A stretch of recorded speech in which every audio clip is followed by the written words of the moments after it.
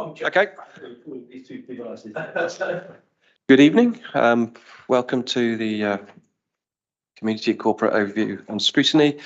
Just to let you know, this will be recorded, so if you're not, there's a lot of echo on here. Yeah. I'm getting echo. If you're not speaking, please keep your camera off. Okay. Yeah, I don't know what's going on there. Do we have apologies? Yes, thank you, Chair. Apologies from Councillors Pauline Jorgensen and Norman Jorgensen. Councillors Chris Bowering and Michael Firminger are substituting. And I believe Councillor Shirley Bort is intending on joining the meeting virtually, which means she won't be able to vote. Thank you. Declarations of interest. Any declarations of interest? Nope. Public question time. None submitted. Okay. Member questions. Nope. Right, so we go on to the first agenda item, which is the bus improvement plan. So what I'll do, I'll hand that over to Rebecca. Oh, I was going to hand it over to Paul first, then bring it into Rebecca. Thank you, Chair, and sorry I can't be with you this evening. I've been unwell for the last few days and do want to bring the lurgy to the committee room. Just a short introduction from myself, really. First of all, this is not new to the Borough Council, the bus service improvement plan. The first bus service improvement plan was published on the 29th of October 2021. And all local transport authorities are required to review their BSIPs on an annual basis, which is what we're doing here. Woking Borough Council was unsuccessful in achieving any BSIP grant funding on its first submission. However, Reading Borough Council were successful, and part of their funding will benefit services originating in Woking Borough. And some of these are set out in the pages within the document you have tonight. We have received feedback from the Department of Transport and met their representatives to try and understand more about their feedback. There has also been changes in the local bus market over the past year, but the key changes to the draft BSIP are updated background information, strengthening the role of partnership working, revised targets and policies. There's still no certainty about levels of funding the council might expect to receive from the DFT to support the delivery of the BSIP outcomes. I don't know if Rebecca wants to say anything, otherwise we could go into questions. To be honest, Paul, that was a very good summary of what's changed and why we've changed it. So I don't think I've got anything to add.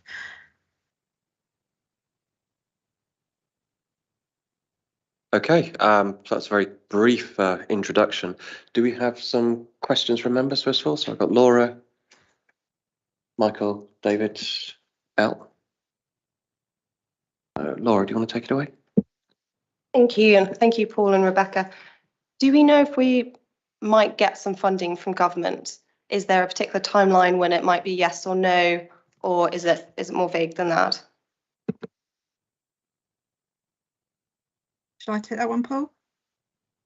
Yeah, I think I know what the answer to this is.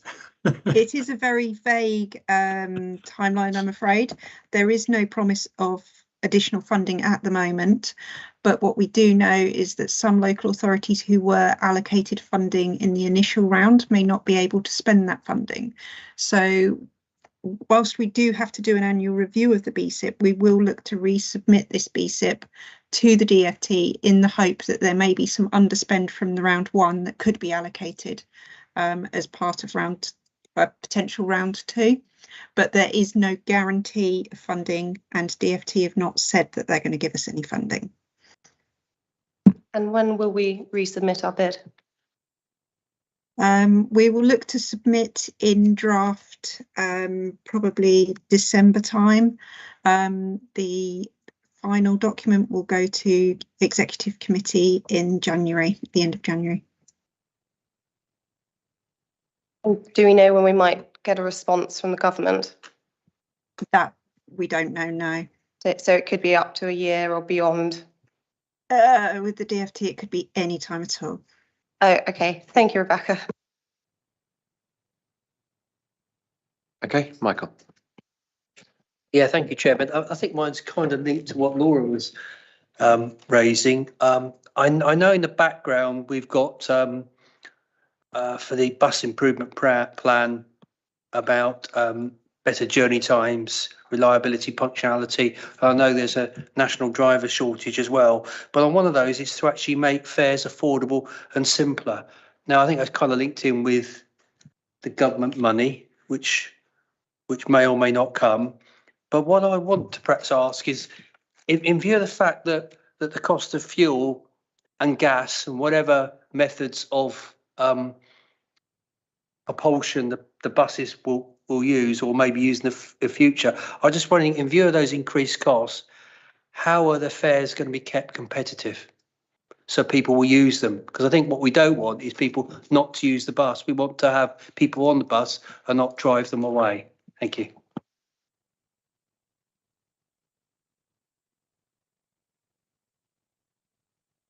Do you want me to answer that one, Paul?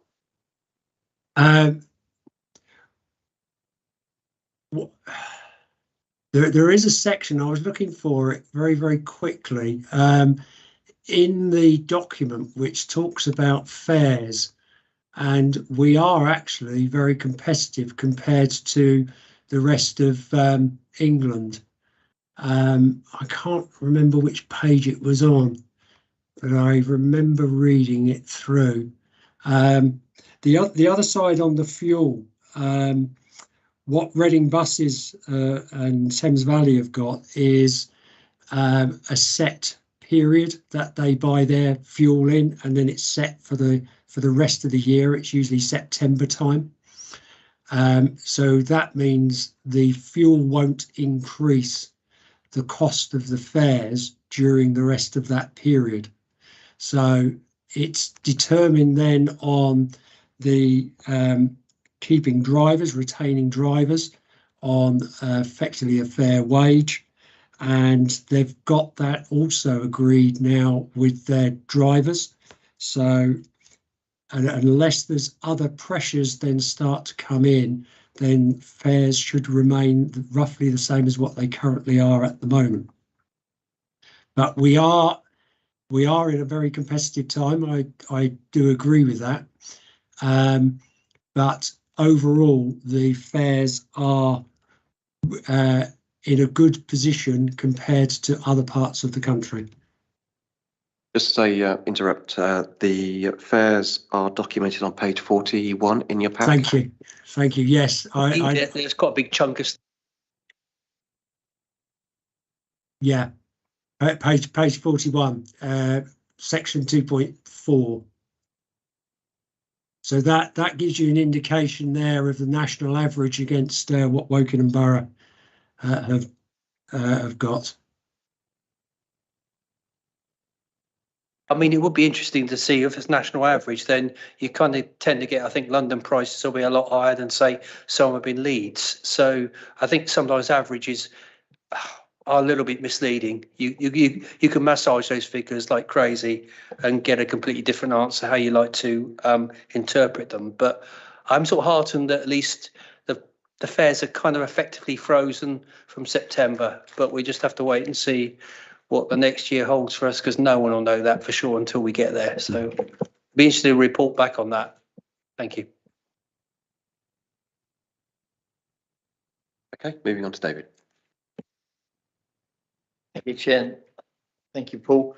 I mean, this is an amazingly detailed report, and frankly, in the time we've had to look at it, I don't think we can do it justice. There's so much detail in there, and it's difficult to absorb it, and that might be a learning point for the future. But having sort of read through it as best I could twice, a lot of the data that we've got reflects current usage of the buses and the opinions of current users.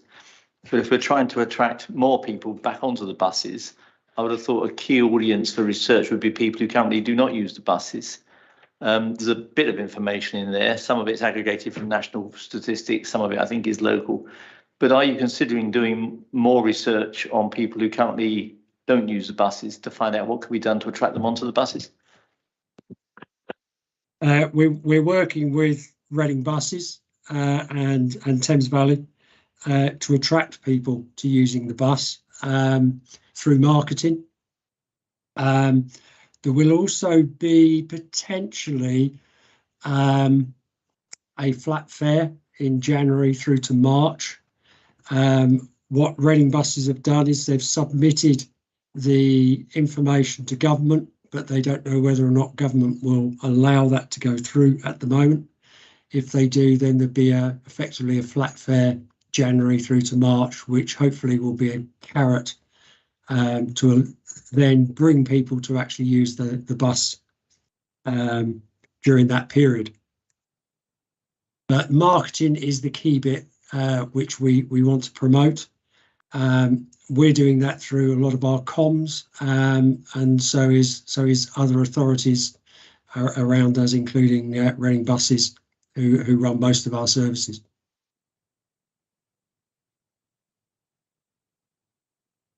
If I could just come back on that, Paul, I think obviously promoting the service is an excellent idea and making people aware of what's there. But the reason behind my question about more research is that marketing works if it's well targeted, and therefore a bit of fact finding from people who don't currently use the buses as to why they don't use them. The Reading area is one thing, but in the more rural areas is where I am down in Fincham is quite another. And I do feel that's maybe something that is worthy of investigation, if only as part of a long-term plan. It won't give you short-term fixes, but then the marketing that you do put in place may be even more effective than it would be already. Certainly something we can take away and discuss with Reading Buses, I think, Rebecca. Unless you've got something to add. Yes. No, I think we would take that one away, and yes, more targeted surveys of those that don't already use the bus may be something that we can look at and consider. Oh. Okay. Thanks, Chair. Yeah, a couple of questions. First one, just on page 16 of the pack. So is the MRT and the third bridge, are they aspirations of Woking Borough Council? Is strategic transport improvements? Are they? I mean, I thought the MRT was a dead in the water. Is it still alive?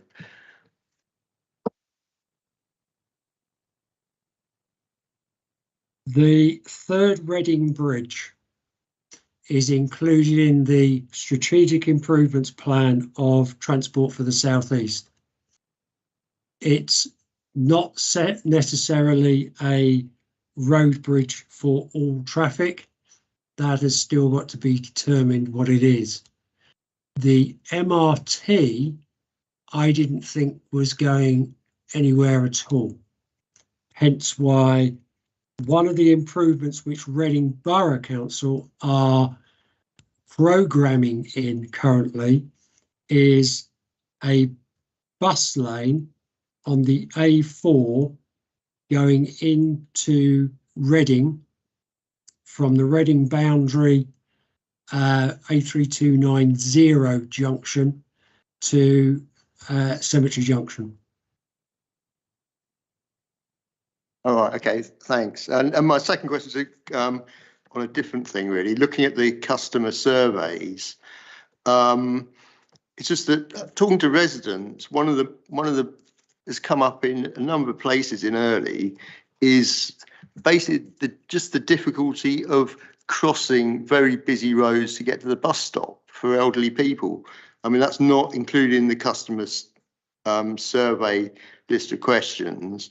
But I'm thinking of on the Woking Road between Mill Lane and the George was one. Chalfont Way opposite Larksmead, that was another. Pepper Lane near Harcourt Drive, that's another. So I mean, elderly people who can't get across the road quickly find a real barrier to actually go and catch the bus. So I wonder if that could be put into the survey. I think they're standard questions, aren't they, Rebecca? The surveys that we've used within the report are undertaken by a third party and are national questions, so that they can be benchmarked across different authorities and different bus operators. So we don't have control necessarily over the questions within them. We would have to run a separate consultation exercise to find out specific things in that much detail, or some focus groups or something along those lines. So, I mean, is that recognised as a problem? And when people are looking at putting in road crossings, about just access to the bus stops? Accessibility is certainly looked at, but some of these may well be historic, and therefore those particular issues would need to be reported to us, that there is a potential problem there, and then that can be looked at separately. Okay, thanks. Chris? Thank you, Chairman. Could I ask about bus shelters and the associated paraphernalia? Who's responsible for the bus shelters in the borough? They're quite important. They carry quite useful information now electronically about when the next bus is going to arrive, which is quite good to see. But a lot of time the printed timetables are damaged. And I know one of the bus shelters in Broad Street in Reading by the old post office disappeared and then mysteriously came back again. Have we any plans to invest any capital in bus shelters and their associated works at all? Thank you. So some bus shelters are borough council, some are town and parish, some are advertising companies like Clear Channel, and they provide the shelter and they have advertising on them. Missing ones, it depends on location of where it is and whether or not we've got any capital funding to go and put one in there, really. So that would need to be assessed to see and see if we've actually got any funding. The actual timetables, the bus company is responsible for putting those in. So if there's any particular locations which the timetable is missing or is damaged, please let us know and we'll pass it over to the bus company.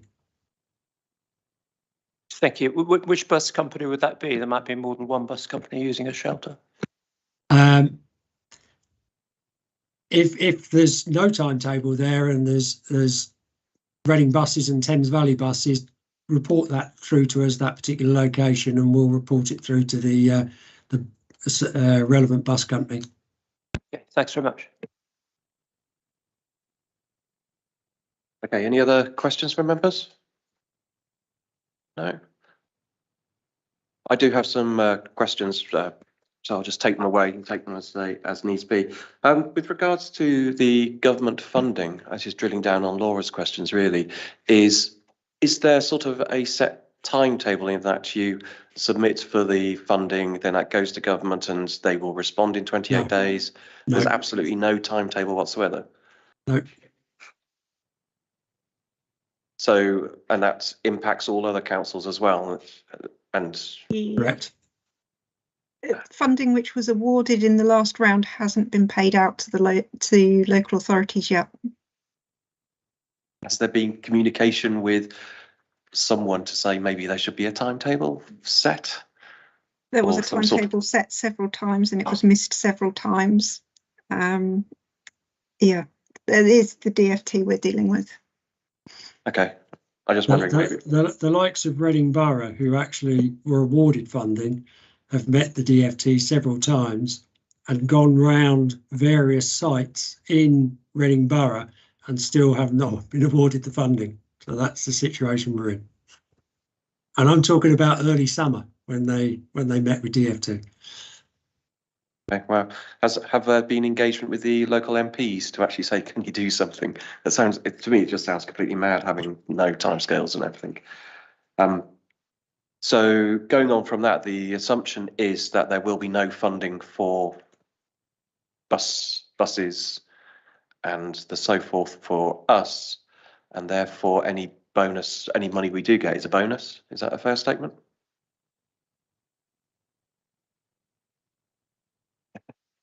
If we can get some funding, yes, that will be a bonus because we didn't get any in the first round. We feel that this draft BSIP has been strengthened following our discussions with the DFT on their feedback. Okay. Moving on to the next one, with regards to concessionary travel. So we look at the growth of passenger numbers pre-pandemic to continue the growth, and we see that the concessionary travel remains the most affected. Could you just explain, is that most affected not travelling or most affected on picking up travel? I didn't understand that sentence. Most affected not travelling. Okay, so it might that's had the least recovery. Do we know why? Part of it could be a fear of going back on the bus. There could be less travel because they are not going out as much. But that's the area which has not seen the recovery as much as elsewhere. Okay, is that a concern? Fare paying passengers is the key for us. Yep. Okay, because fare paying passengers bring in the money, which therefore keeps the bus services running. Because concessionary fares, if you read the document, we actually end up paying out a considerable amount of money for concessionary fares. Yeah, which then leads on to my next question: is this for profit or just cost neutral? What for profit or cost neutral? Bus service. The ideal situation would be that all of our bus services were running commercially, and therefore the Borough Council wouldn't need to put any funding into it. We're not in that situation. We've got partial commercial services and partial supported services. So Wokingham Borough Council has to put funding in to support those services. Okay, thank you. I see Shirley's joined the call, so I'll shut up. So I'll let Shirley. She's going to ask some questions here, so I'll pass over to Shirley. Oh, thank you, Chair, and apologies for my appearing on Teams. I've had the most horrendous cold and I didn't want to impose it on anyone. And apologies for being late. I had struggled to get into the meeting, but I've finally got in. Just a couple of questions on this. One of the things I noticed is a commitment to delivering a greener bus network by reducing carbon emissions and providing residents with attractive greener travel alternatives. Now, my understanding is that Reading buses, who provide the bulk of the services that are coming to the borough, are one of the greenest bus companies in the country, and they have lots of biogas vehicles and so on and so forth. And I just wonder, as 2030 comes closer, might we be called upon to assist them to provide even more green buses? And I wonder how many of the buses actually that they provide that come into the borough are running on biogas. Do we know that at the moment? If you look at page 62, yeah, there's total number of vehicles there, and there are targets as well. Oh, thank you. Sorry, I obviously. So there are targets to get electric buses 100% in 2039, 2040. Right. Sorry, that's our target, or is that Reading Buses target? That's the BSIP target. That's the Bus Service Improvement Plan target for the borough. Thank you very much. And the other bus companies that are operating in the borough, I'm presuming, are some way behind Reading Buses in this particular regard. Well, Thames Valley Buses are owned by Reading Borough Council, so effectively they're under the same umbrella. The other one is really Arriva, That's the other main one, which runs High Wycombe down through Twyford to Reading. But the bulk of the bus services are Reading buses stroke Thames Valley buses. Okay, and the second question, if I may, it says in here in the report that the bus usage is around about 81% of what it was pre-COVID. And you may have covered this before I was able to get into the meeting, in which case I apologise if I'm asking something that you've already answered. But bearing in mind, I think that people actually going into work and not working from home is around about 81% as well. Is it likely to change? Are we likely to get up to 100% or even closer to, anything higher than 80%, really, realistically, going forward? That's probably the new base that we're now working from, because, as you say, there is a certain number of people now working from home, and the new norm going forward is probably on that 81%, and it's a good strong base that we can then start to build on and increase more patronage using the bus services that we've currently got, and then grow those services, which are two of the targets that we've got in the BSIP. Right. So, and I guess increasing leisure use rather than work use is going to be the key driving force to get more people on the buses. Leisure, retail, as well as working as well, going to work. So they then don't use the car to go to work; they use the bus service to go to work. Yeah. Thank you very much. Thank you. Anybody else in the room got any questions? No. I do have a couple more then. So has there been consideration working with business parks and large employers to see if they'll contribute to any bus funding? And I give a quote of that for the Thames Valley Park at the end of the A3 Town M runs a free bus service into Reading, and actually I think they do it from Winner's Triangle. I understand that's part of their planning conditions to run that service from Thames Valley Park.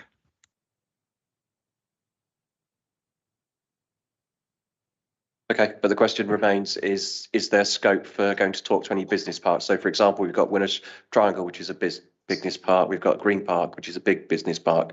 And then we've got bits in Bracknell. So is there any scope for actually talking to those parks to say, right, do you fancy help running a local bus service to you as a endpoint?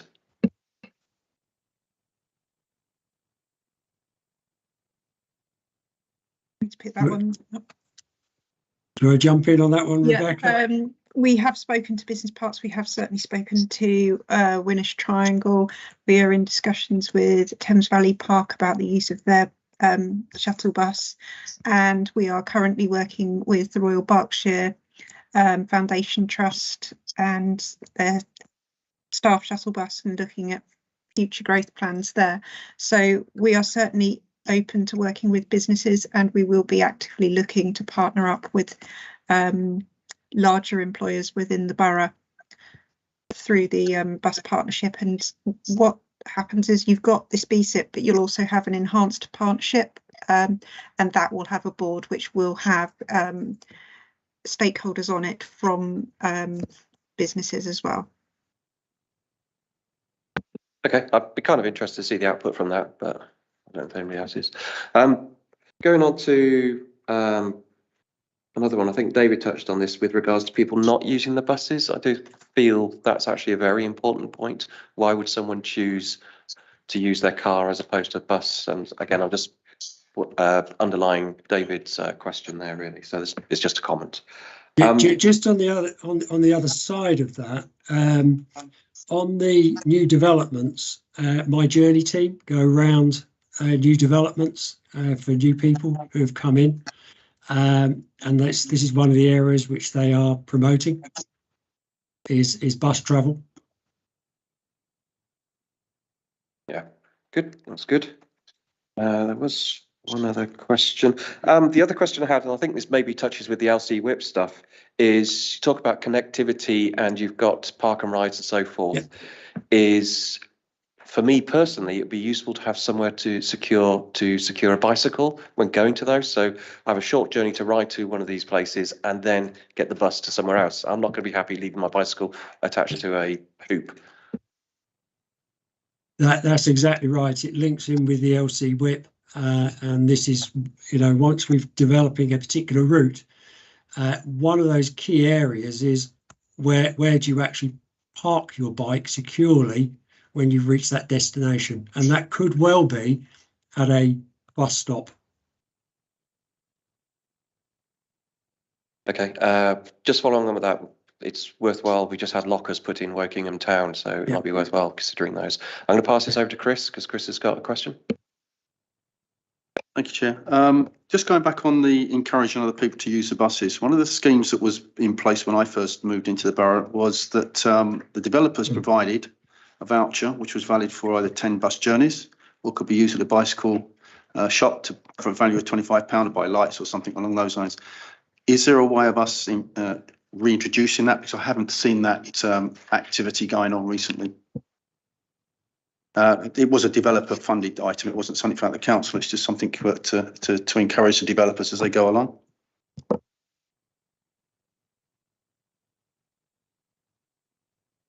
That is something that is in an offer with the My Journey team. The My Journey team have a personalised travel plan programme which will target different areas of the borough each year.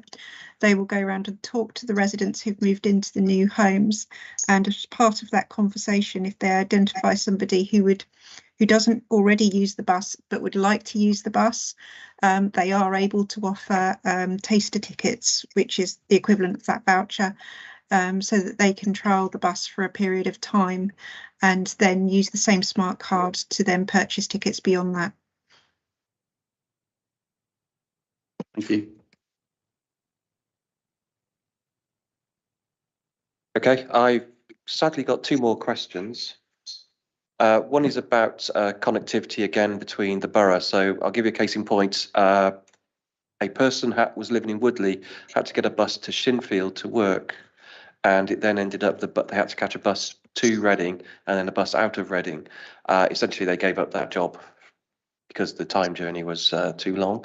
I just wondered if there's any sort of, I know you've got sort of some corridors and so forth, but is there any thought about connectivity between villages,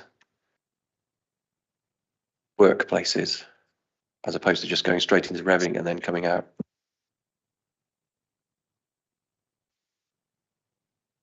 There is certainly corridors. I think it's very difficult to connect absolutely everybody up from where they live to where some people may well work. It's the main focus is really on these key corridors and then building on those corridors as part of our aspirations and targets.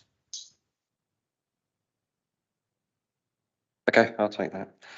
The final question I have is a thought about hopper services. I know when I've talked to some people in some places where they live, is rather than catching a bus, they just like to maybe get on a minibus to jump on and get taken into town, have a high frequency, low capacity service. I don't know whether there have been thoughts about that or anything. This is probably in the future when there's money. I don't know about hopper services, but demand responsive transport is in certainly has been considered, but that does have a lot of issues because you end up with even more drivers and you're likely to be taking passengers away from the services that we've currently got, which then causes an issue with those. I don't know about hopper services, Rebecca. What you've described there, a high frequency but smaller bus. The smaller bus can only take so many passengers and you're clocking up more miles. So that says to me greater cost with less revenue on board. So therefore you've got a greater gap in subsidy. So they would cost a lot more money than the network we've got out there at the moment.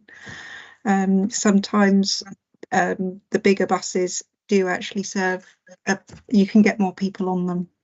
You're looking at those strong A to B flows really. And if you're looking at more dispersed flows, then you would look at a demand responsive model as Paul's just described. And the demand responsive model is described on page 76, if you haven't seen it. Okay, thank you. Yeah, I was just wondering if you sounds like you've done some analysis of that, so it has been a considered idea but Yeah. rejected. Okay, I think that is it for my my questions. Anybody else got any questions? No? Okay, I will say thank you for the bus strategy. Is there anything we want them to come back with, any comments or reports back to us? No? Okay, thank you for the report. So we'll move on to the next agenda item. Is Paul again? LC Whip. Yeah, Paul, that's you, the LC whip. Yeah, the LC whip. There's a slide presentation comes with this. I don't know if we can get that up on the screen. It's useful just to run through that, I think.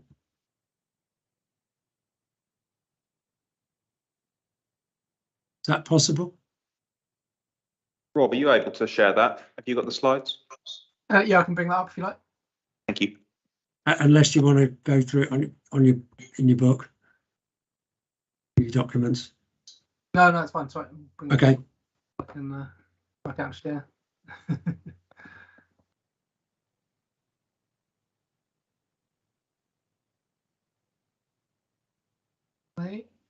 I'm not going to go through this word by word or anything, so this is fairly brief outline. We can go to the next slide. It's really the key points on this slide.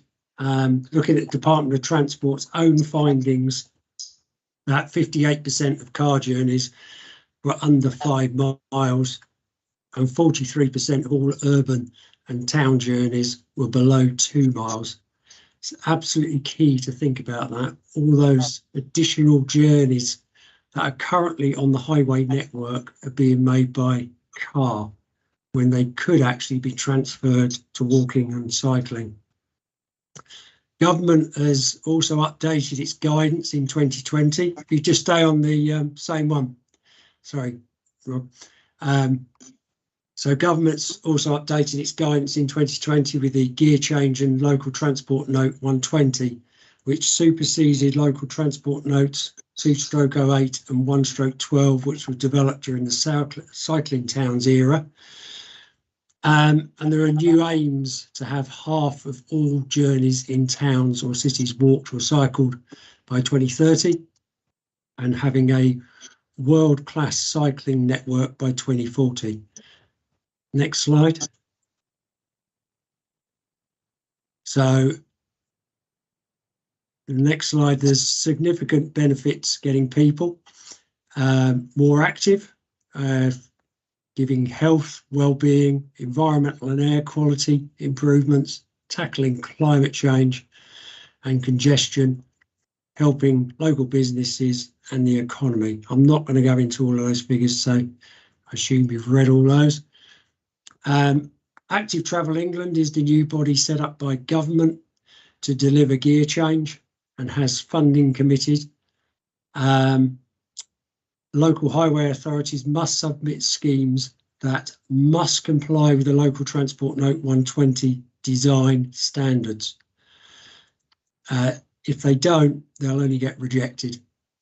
So we need to have an approved local cycling and walking investment plan to move ourselves forward. And the next round of bidding is anticipated in early 2023. Next slide.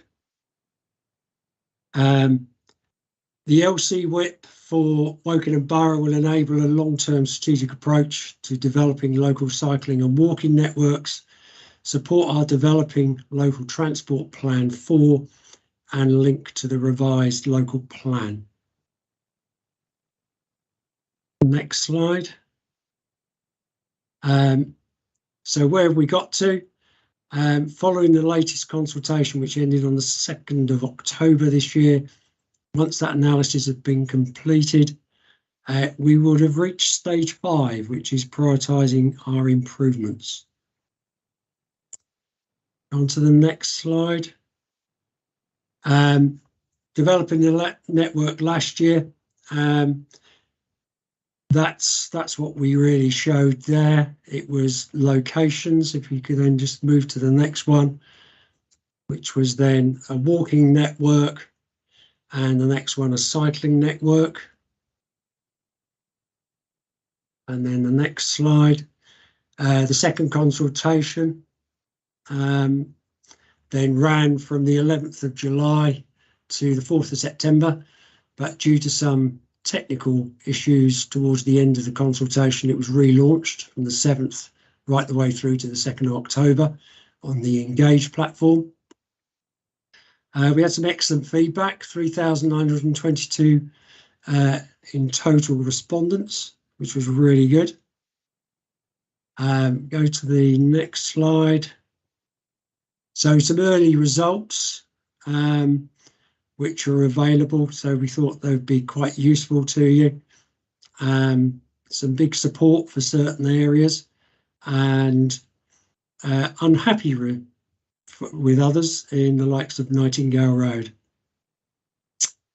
Go to the next slide. So that gives you a flavour of starting with the better ones at the top, the ones that people tended to like, to the ones that people tended not to like towards the bottom. So more information will come out of that from the analysis, but that's just some early results for you. Next slide is prioritising our improvements. So its recommended prioritisation tool is in the guidance, and this will provide us with the routes that we can deliver and provide us with the most benefits going through all of those particular items. And then I think it's the final slide, what our next steps are. So consultation report and necessary amendments through December 22, prioritisation of routes and measures in January 23, final report for adoption February 23, and that will help us with our bidding for future funding from Active Travel England. So any questions really, or anything if Rob wants anything to add to that? Hi, Paul. Yeah, sorry, I was just going to add, I think we did have a really good response. Our consultants who've worked on a number of these across the country have said this is by far the highest response rate they've had to a consultation on the LC whip. And so they're really pleased with how it went. The only other thing to add was this was just an initial consultation still. So when we do come to develop those routes further, we'll be coming back with more detailed proposals and a full consultation on every single scheme we deliver. I think some of the comments seem to assume that we thought we were going to start building this relatively soon, where in reality this is a long-term planning document, which we're going to be using for achieving the funding and then developing up schemes more in future.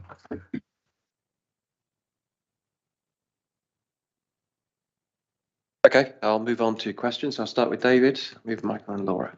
David. Yeah, thank you, Chair. Thanks, Paul, for this. I have some concerns over the consultation and the results of the consultation and what happens next. If you look at the chart that's on page 107, I know quite well two of the roads on there, Finchampstead Road and Barkham Road. I know there's a huge demand for the ability of people to cycle into the town centre from both Finchampstead and Barkham. But when you read this, it'd be your eye gets drawn to the huge red and pink bars where there's a lot of opposition to it. And speaking to people locally, I know that some people looked at the plan, the complexity of the PDF mapping that was put there. As one guy said to me, "Oh, this is just about sticking a load of traffic lights down the Finchampstead Road. I'm going to give a campaign against this." Hadn't bothered to look at the subtleties of the scheme, the fact it was either or options. And you can see in the results that a load of people got onto the consultation, I think, and responded based on some pretty cursory examination of what was being put before them. And although it can obviously be corrected in further consultations as we go forward, I am concerned a bit of damage has been done there. and that we've actually sort of raised some hostility. I hesitate to say that might have been exploited by occasional local politicians with other axes to grind. I'm sure that's never been the case. But nonetheless, there's some expectations to be managed going forward as to how we kind of re-engender a more positive approach in those areas where you've had the large red bars. And I'm just wondering what your thoughts are about how we do that. Yeah, unfortunately, I think some people did jump on the bandwagon, and misinformation was put around. We tried to inform people that they were high level ideas, and we will be coming back to consult again in detail on any particular routes going forward. This will become, once it's completed and approved, a live document. So it's going to be updated on a regular basis. Hopefully we'll be successful with Active Travel England with our first set of priority routes that we put forward. And as they are funded, we can then be reviewing the schemes below those and what we can do.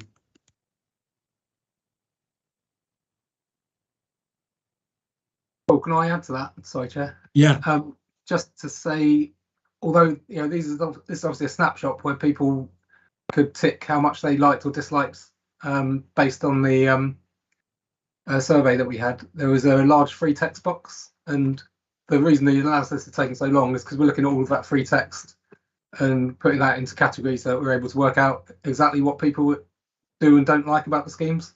So I think although you've got some schemes that have got very high kind of level of dissatisfaction, when we look at those detailed responses, we can work out exactly what the reasons are, whether it's one specific junction on that PDF or whether it's the whole scheme as a whole that they dislike.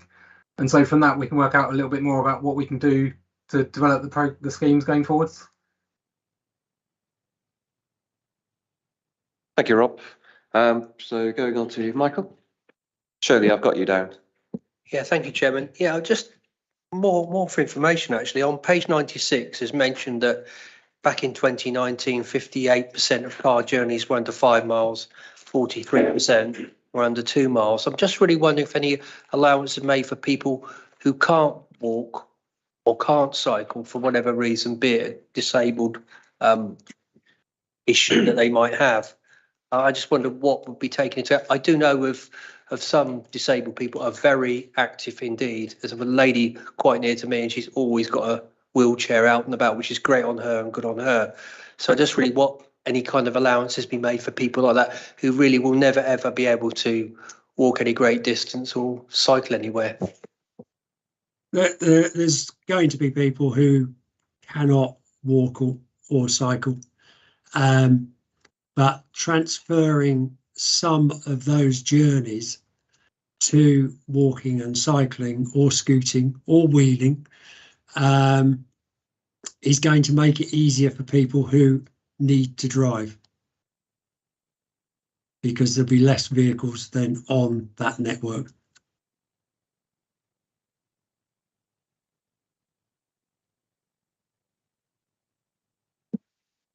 Yeah, I think it's just my comment on that figure. I think it's just a headline figure for the car usage. So there are going to be exceptions anyway. So, for example, tradesmen carrying tools and stuff. So, I mean, there's no way they can do it. I mean, I do say a little bit further down on that page, just say by 2030 to have half of all journeys. So I know, appreciate it's impossible for everyone to do that. For obvious reasons, but it's just that it should be taken into account that 100% or anywhere near it is not doable. No, it's not envisaged that you'd get 100% transferring across at all. Laura. Thank you. Paul, you'll remember my questions at council about Nightingale Road and the roundabouts, that proposal to get rid of them. So I'm not surprised that Nightingale Road, that aspect, is the unhappiest of the consultation by a long way. I'm not quite clear with the next steps when the public will know in the public domain if those roundabouts are going to be kept or not. I wondered if you could give us clarity. They were purely high-level ideas. As Rob has said, there is the free text box, and it may be, and I don't know the answer to this because I haven't seen the results come forward yet, that quite a number of people identified that as the problem on Nightingale Road. If that was the problem, then we can take that into account when we carry out a review. And when will residents know the outcome of the review? Well, first of all, we've got to produce the actual document, which is going to be ready for February, I think I said. Final report and adoption is February 2023. So that's when we'll know where everything currently has been analysed, and the report will indicate certain amounts of information. That enables us to then start putting our bidding forward to Active Travel England, because we do not want to miss out on that. And then we can start detailing particular priority routes first, and then working through the other schemes below that. I don't know where Nightingale Road's going to end up, and I don't know what the information that people were really objecting to on that particular route was. It could be the whole route, as Rob mentioned, or it could be something specific like the roundabouts, which you mentioned. Will it go to public consultation again from February? What we're looking at going to public consultation will be the routes which are prioritised, and then design is done on those, and those are the ones that will go out to consultation. So just so I understand, the time that residents and members will know what the next steps are will be February 2023, and what those plans are, and those routes which are prioritised will go to public consultation. That's correct. That's what we then be looking at, is the top scheme or schemes. We would then start to design up and then put those out to consultation. Okay, thank you. Okay, moving on to Al. Thanks. Yeah, just I mean, if a scheme arises that's not in the LC whip, I mean, will that fact sort of count against it? You know, in it going forward, if you know, if some bright scheme comes up that we haven't thought of, but we wanted that, with the fact it's not in the LC whip, would that be a negative for it? If a scheme came up which hasn't been included currently, as I said, it's a live document, so there will be reviews taking place, and that's when it could go into the LC whip as a potential scheme going forward. Okay, thanks. And I mean, as it's such a high level document, really. I mean, it just seems that some of the schemes are a bit unambitious, really. I mean, I think we remember the Wargrave to Shiplake Bridge, but I mean that's not included. And even if it never happens, I mean, shouldn't those schemes go into the plan? You know, it's. Really the next step is that assessment, using that assessment tool, and that will bring out the ones which bring us the most benefit going through those particular steps.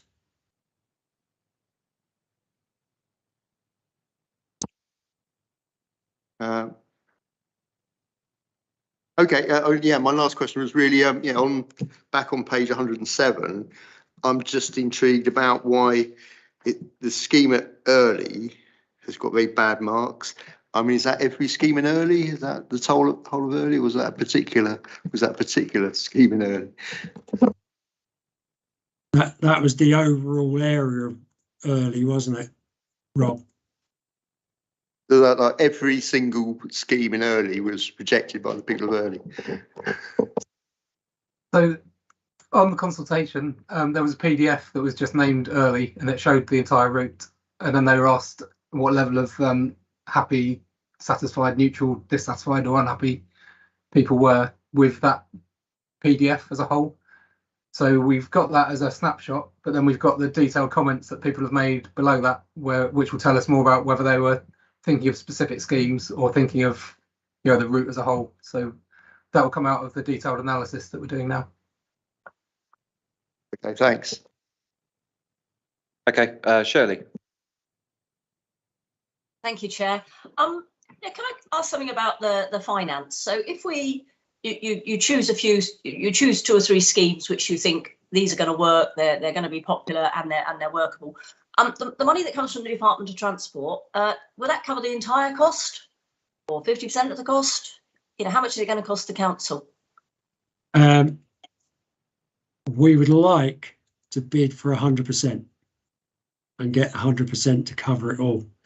There's also developer funding as well, which can also be added.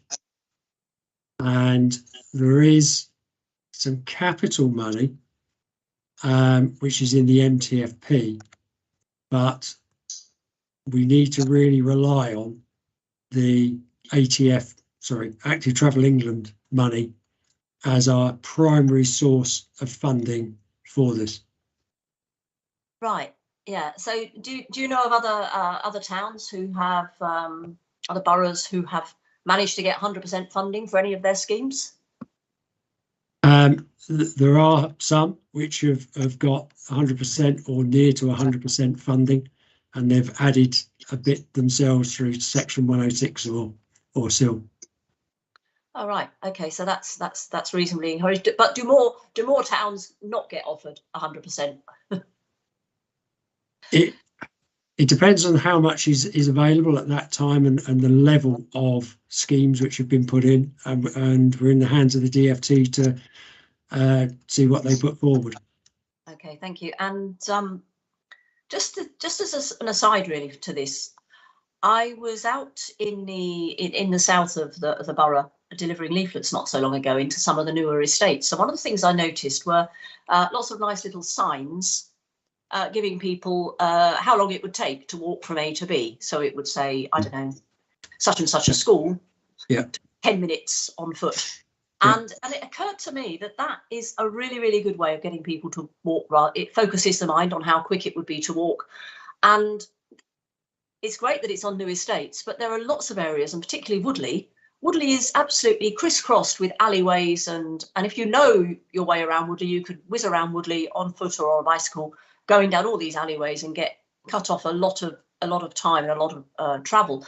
I mean, it occurs to me that maybe a lot of new people have moved into Woodley and they're not necessarily aware of that. And I wonder whether that probably applies elsewhere in the borough, and whether a very simple thing that could run alongside the LC whip would be to map out all those footpaths and alleyways and have signs to say, you know, this school, 1 minute or 1.5 minutes walking, or 3 minutes walking, or whatever it happens to be. And it just struck me that might be a good project to encourage walking and cycling.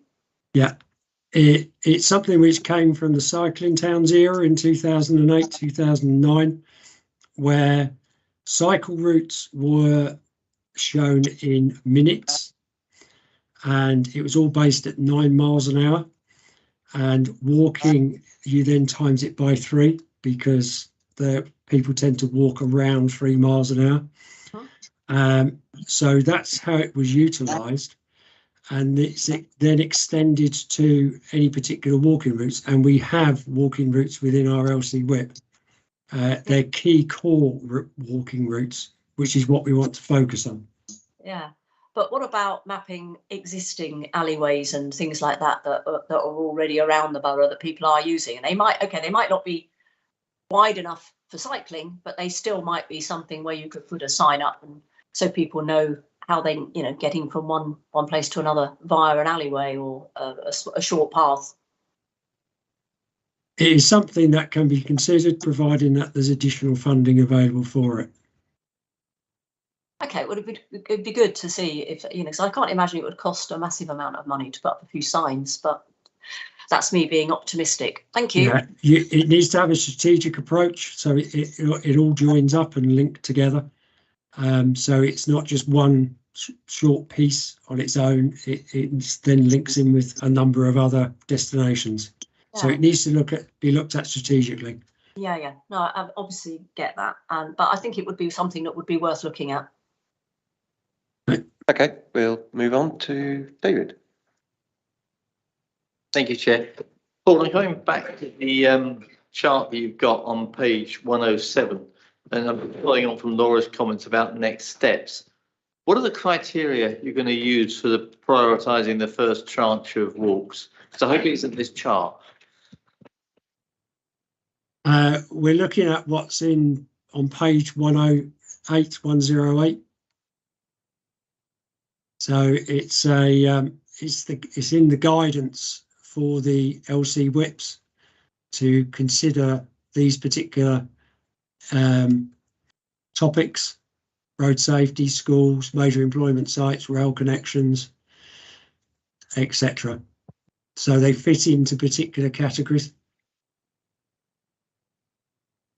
So in effect, it's nothing to do with the chart on the previous page. That is purely a snapshot as a high level early results which are coming through, just to give you a flavour for what's come through at the moment. That, as I said, that may well change once it goes into that prioritisation improvements. That's and then simple, thank you. Yeah, and in drilling down, then we can find out where the particular issues are. And Laura touched on the roundabouts on Nightingale Road. That could well be the major issue on that particular one. Okay, Chris. Thank you, Chair. Paul, the LC whip is the high level documentation and with the various maps of the walks.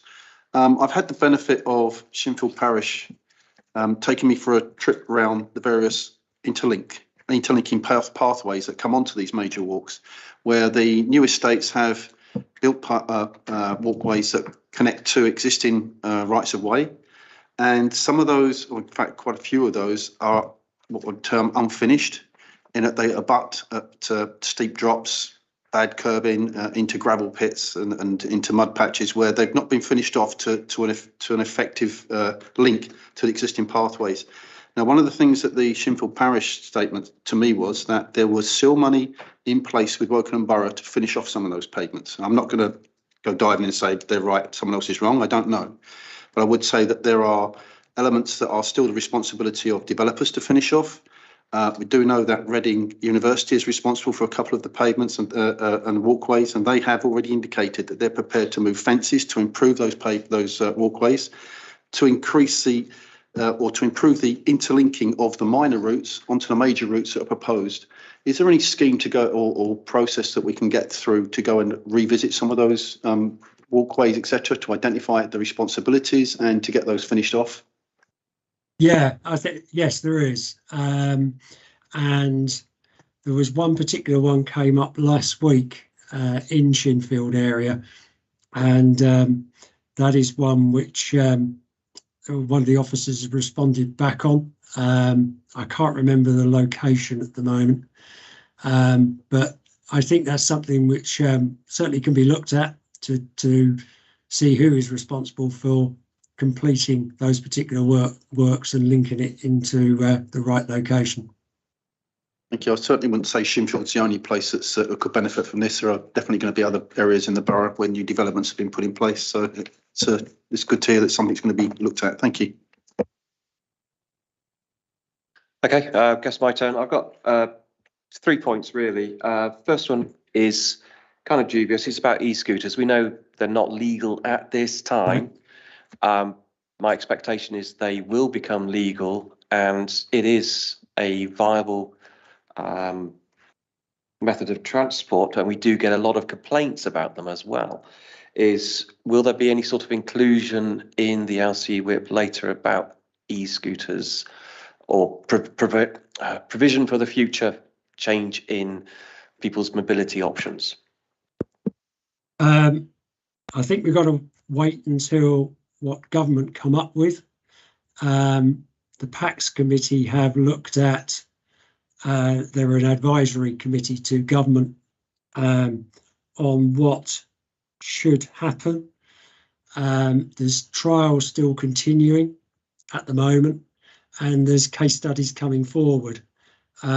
Bristol, for example, particularly in the university area, have found that 50% of the total number of cycles that are being undertaken in that particular area, 50% are also e-scooters as well of that total. So, for example, if there was 2,000 trips of cycles, there's 1,000 trips of e-scooters. So you can see how popular e-scooters are becoming in areas where you can actually legally use them. I think it's something that's going to come forward. It's certainly a very good means of transport for younger people in particular. And they've got to be accommodated somewhere. Where they're accommodated, we still don't know, but active travel routes with segregated cycleways is an ideal location for them, and not on footways. Okay, thank you. It's really just a selling point. I know I think all of us get complaints about e-scooters on pavements and they come up behind us, and it's just a selling point for the support of the LC Whip is actually talk about the e-scooters. Moving on to the next. Just again, it's a really good reason to have a proper active travel route with segregated cycle facilities to accommodate what I think is probably going to be coming in the near future. Yep, good. The next one is engagement with schools. I know, again, as a member, I get a lot of complaints about the school drop-off, so forth. Is the facilities for cycling to school, but also for the safety of pupils to school? And again, I think this maybe is a selling point, but engagement with schools, is that part of our process here? It is, yeah. And some of these routes are key routes to schools. There's walking routes as well as cycling routes. Again, I would make that a very strong selling point. This is all about the young people, really, quite frankly. And on page 108, sorry to butt in, Chair, the possible criteria is, are the schools on that route? Yeah, number 7. Yeah, number 7. Okay, the next one I touched on with the bus one is about secure bike lockers. Again, I would like to see something in there about that. And I think that's a tangential point because we say we've got all the park and rides or the bus hubs or whatever.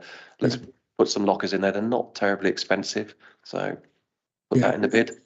It's key destinations and somewhere to lock your bike up securely if you jump on a bus or at a rail station. Yep. Okay. Any other questions from members? Personally, I think I would like to see the proposal when you come with the prioritisation. I'd like to see that in January. So I guess that will be sent out to us. I think we'd all be interested in that. And one thing I was considering, and again, I don't know what our plan is actually maybe do a scrutiny on that, on the specifics of the final report for adoption that is coming forward. It would be nice to be able to do some scrutiny on that before actual firm decision is made. It's going to be tight on our timescales, I guess. We could set up a short, sharp task and finish group that could meet just once or twice just to look at that and then report back potentially. That's an option. Yeah. Would members be encouraged to do that? Yeah. Who would like to be part of that? So we've got Chris, Laura, David, myself. And I'll Shirley on that? No, Shirley. I'll email Pauline and Norman as well as because they might want to be on there. Yeah. Okay. Any other comments on this one? No. Okay. I'd like to say thank you, Paul and Rob, for turning up and talking to us about this. I'm mightily encouraged to see this moving forward. So thank you. Thank you.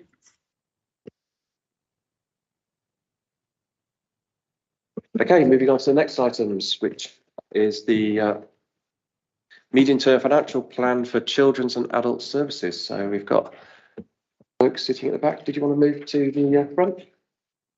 And we've got Graham. Hello, Graham. Good evening. Hello, Helen. Hello, Imogen. Good evening.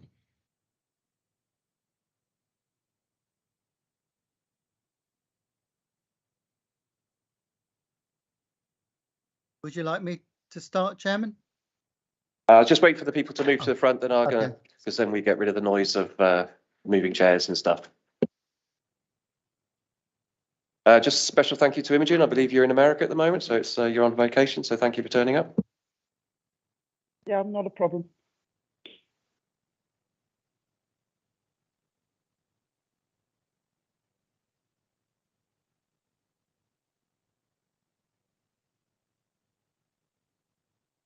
Okay, so from an introductory point of view, I guess we'll go with Graham first of all.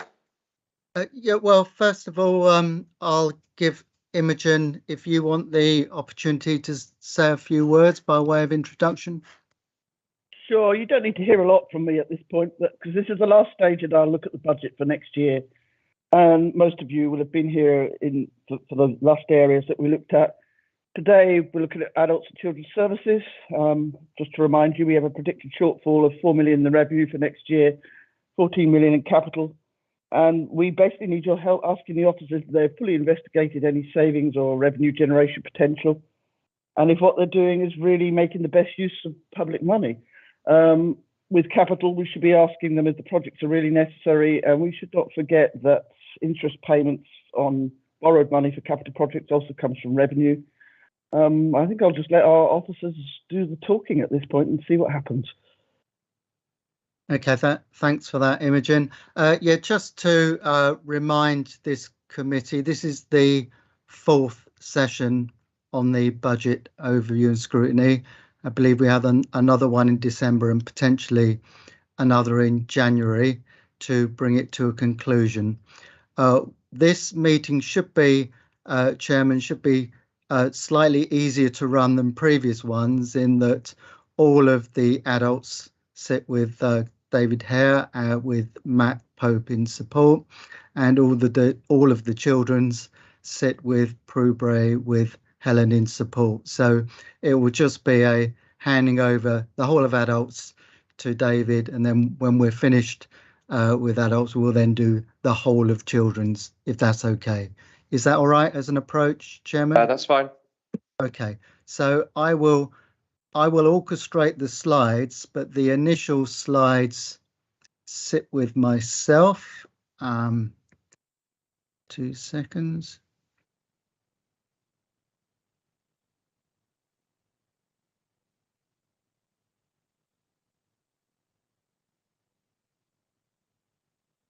Can you see that, Chairman? Yeah. Okay.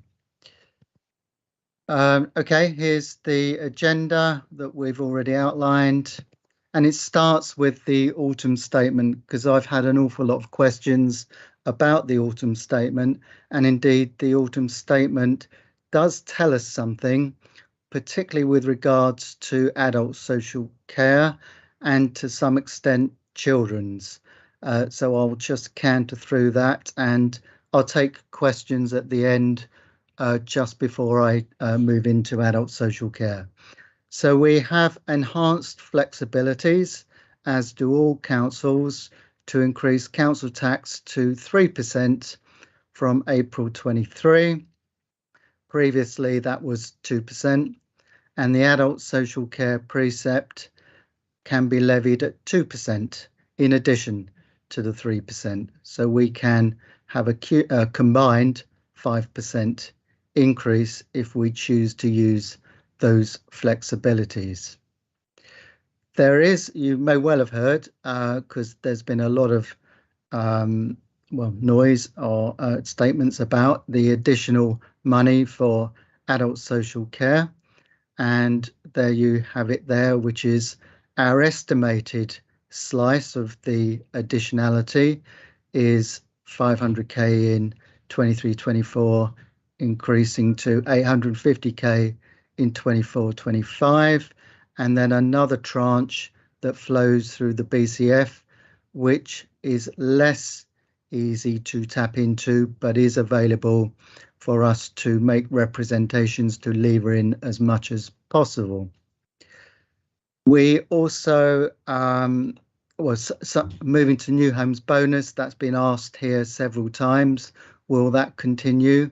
There was no specific mention of new homes bonus. I think that's positive, but it is by no means leaves us confident that it will continue, or indeed certainly at the current level.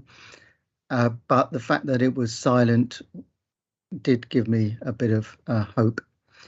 The next one is quite a sting in the tail, although it's a very positive thing from a community, our communities, the people that live in the borough, those on the national living wage, having a sizable increase in terms of percentage.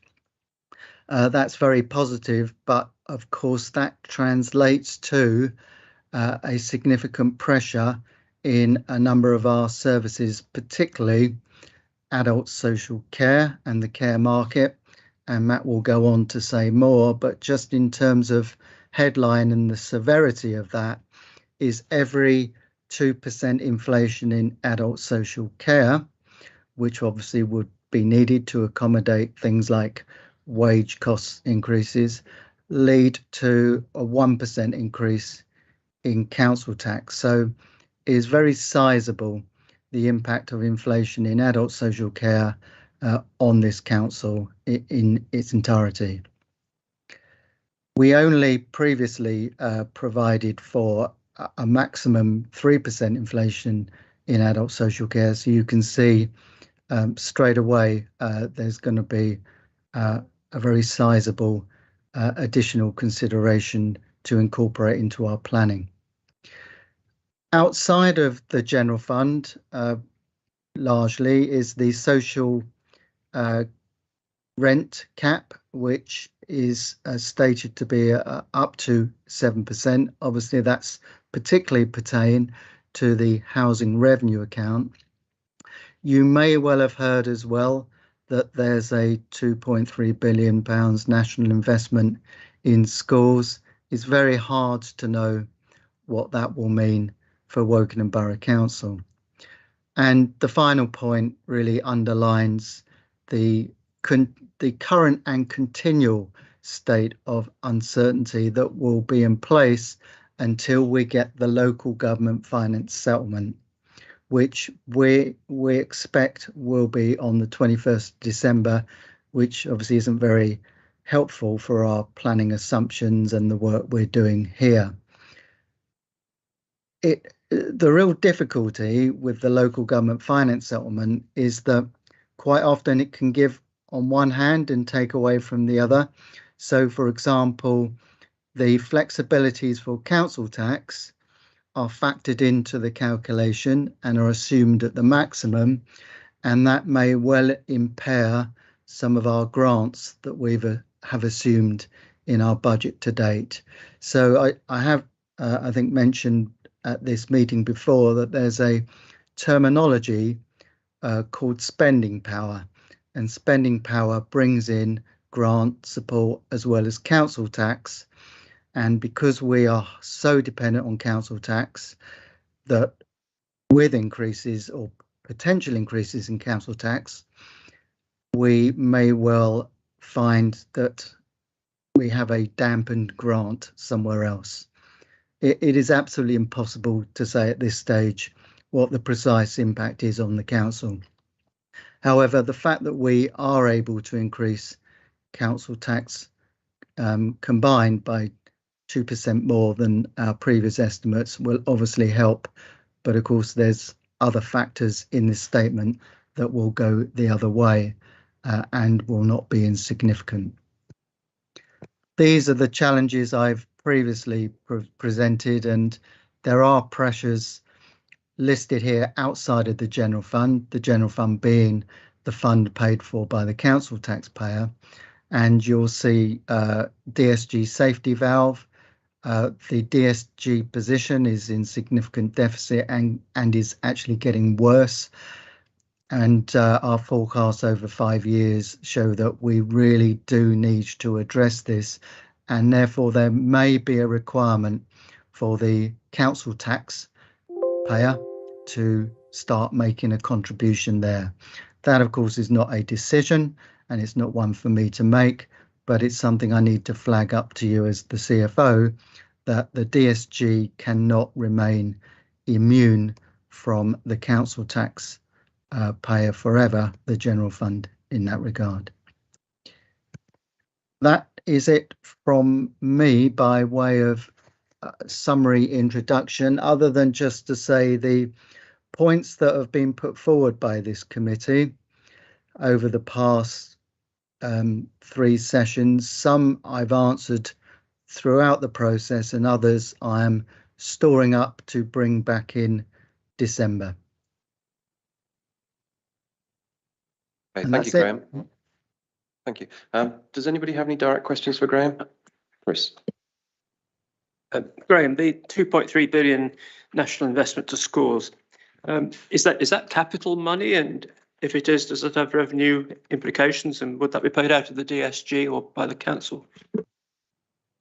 I believe that is revenue and not capital, although the specifics have not been announced. And I suspect if it is all revenue or substantially revenue, there'll be a strong imperative to pass it on directly to schools to meet the challenges they face. And therefore, it sits in the DSG, but it's received in totality in the DSG, but then immediately passed on directly to schools within that fund. Thank you. I got one from David. Graham, just my simple head. In terms of the autumn statement, are we actually better off or worse off as a result?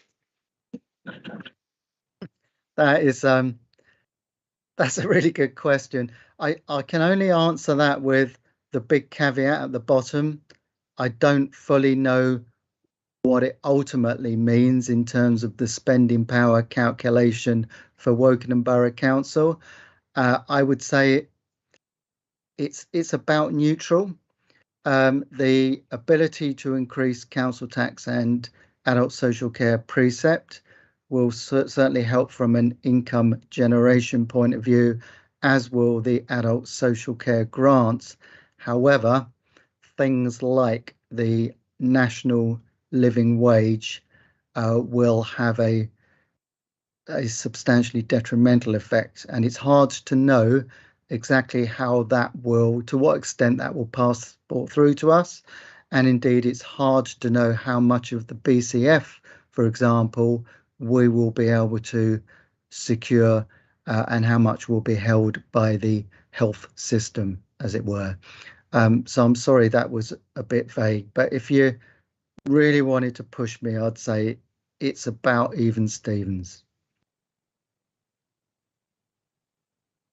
Okay, so I guess we go on to the adult social care. So David, could you use your mic? Looking at my slides, first of all, our approach to budget setting, we looked at the budget, and as Imogen has said, we're in a bad place, to be quite honest. And so adult social care has been very careful in its budget setting, has tried to keep to absolute imperatives in charging more to the council. And yeah, I think, we are on a fine line as to whether we can actually meet this next year, but we'll do all we can to meet it, because for the council's sake, we need to meet it.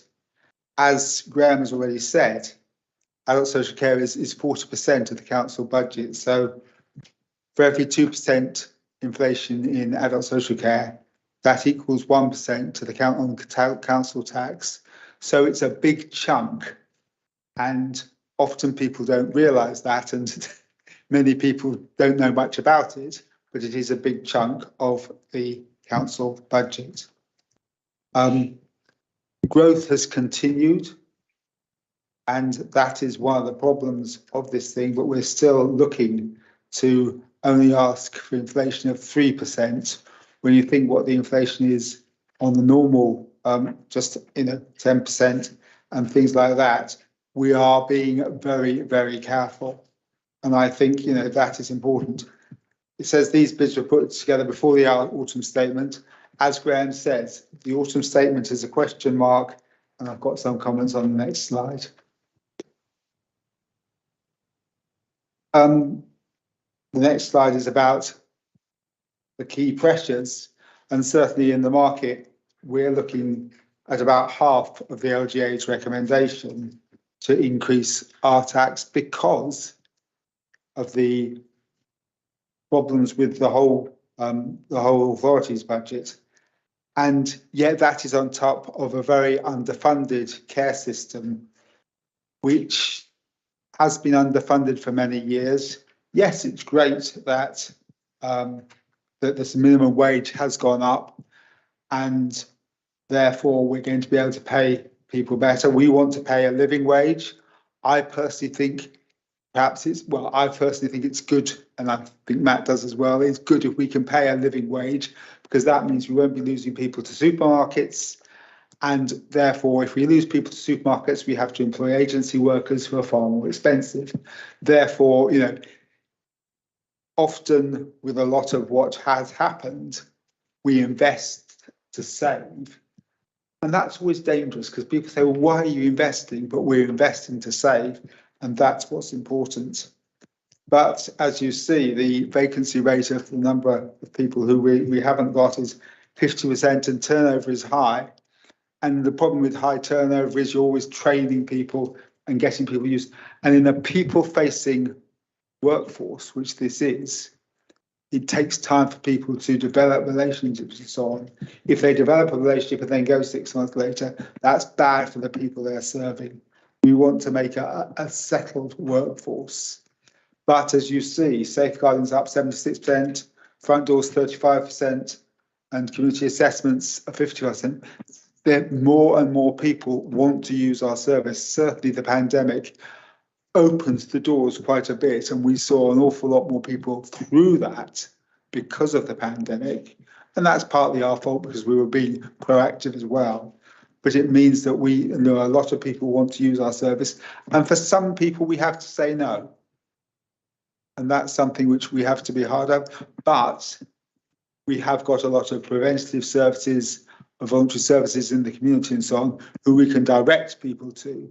And I think that's very positive. One thing that I see on this is pressure from the NHS to discharge quickly, and certainly and we're not sure exactly how much of the money will be, but about 800,000 is coming through the NHS to us because of the autumn statement. But the NHS will expect to have payback for that, have people discharged faster, and also, and I think it's almost more important, stopping people going into hospital as well. Because if we can stop people going into the hospital, they don't have to be discharged, and I think that's far better.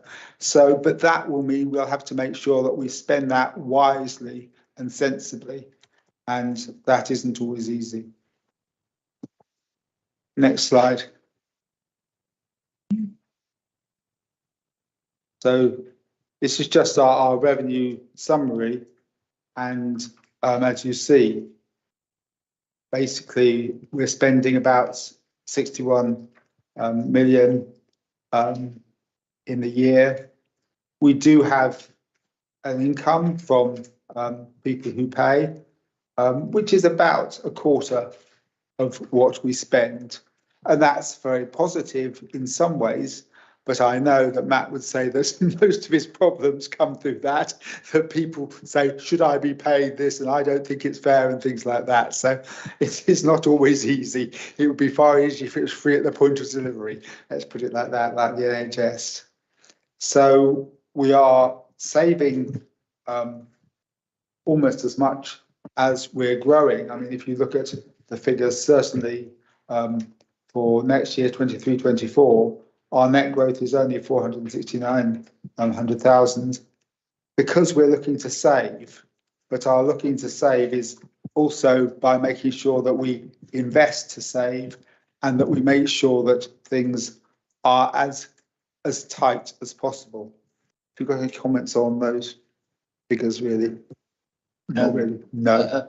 Not really. I think you covered it off, David. It's just to make the point that these proposals were prepared before the autumn statement, and for adult social care, as Graham outlined, there's some big changes in there with regards to inflation and funding coming through different sources. So we are going to have to revisit some of this going forward. It's just the timing of this this meeting and how it's been. Yeah. We've got a next slide. It's the savings. Sorry, it's well done.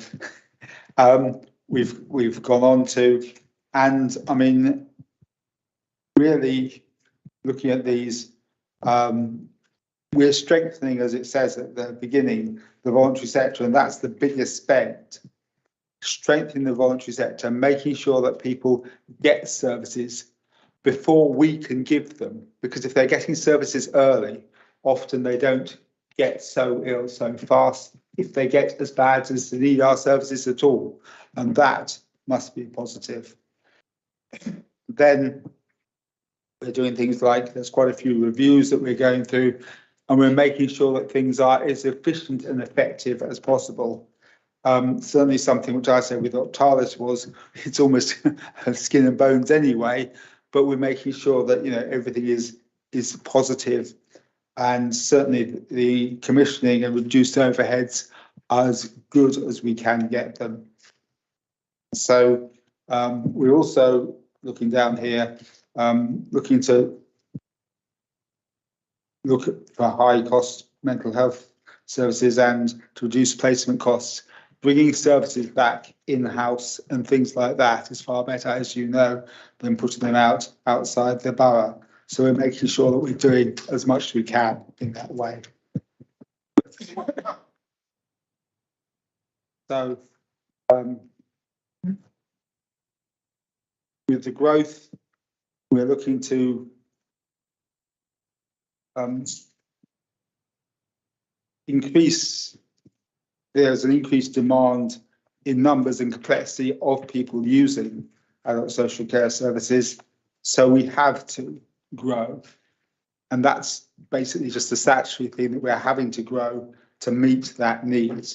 And as it says here, that's partly the need for more complex services for the people, but we're making sure that we're also growing prevention, and I think that's very important, because if we can prevent people needing such severe services, that will save us money.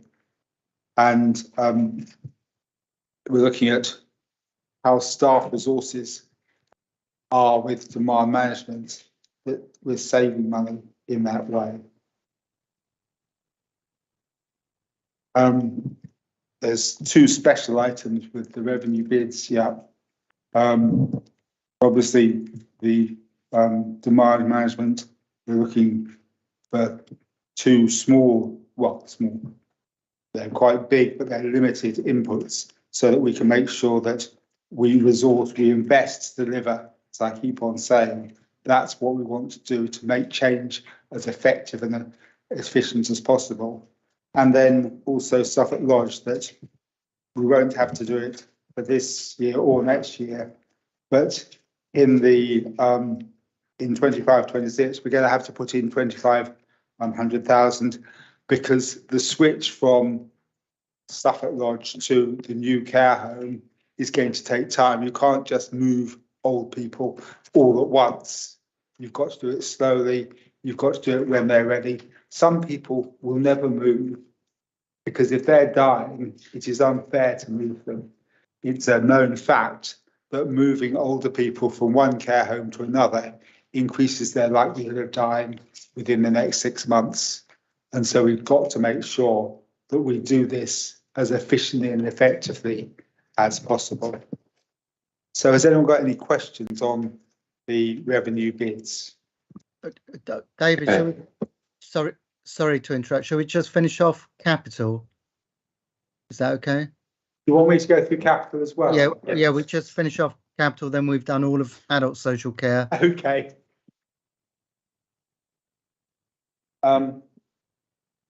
With the capital, you can see, I mean, basically our two big spends are obviously the dementia home, which we're still we're going to be building, which is an appropriate spend because it will save us money again in the long term, because we won't have to use the services locally.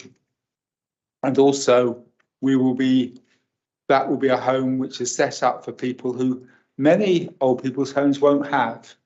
People who are challenging the system and things like that because of their dementia, people who get angry because of their dementia. Many homes, although they could get bigger fees, still won't have them because it's too much hard work. And so it is very hard to find places for people like that. And often we have to go out of borough. And so therefore, if we can bring that kind of person in borough, it will save us substantially. And then also the accommodation transformation.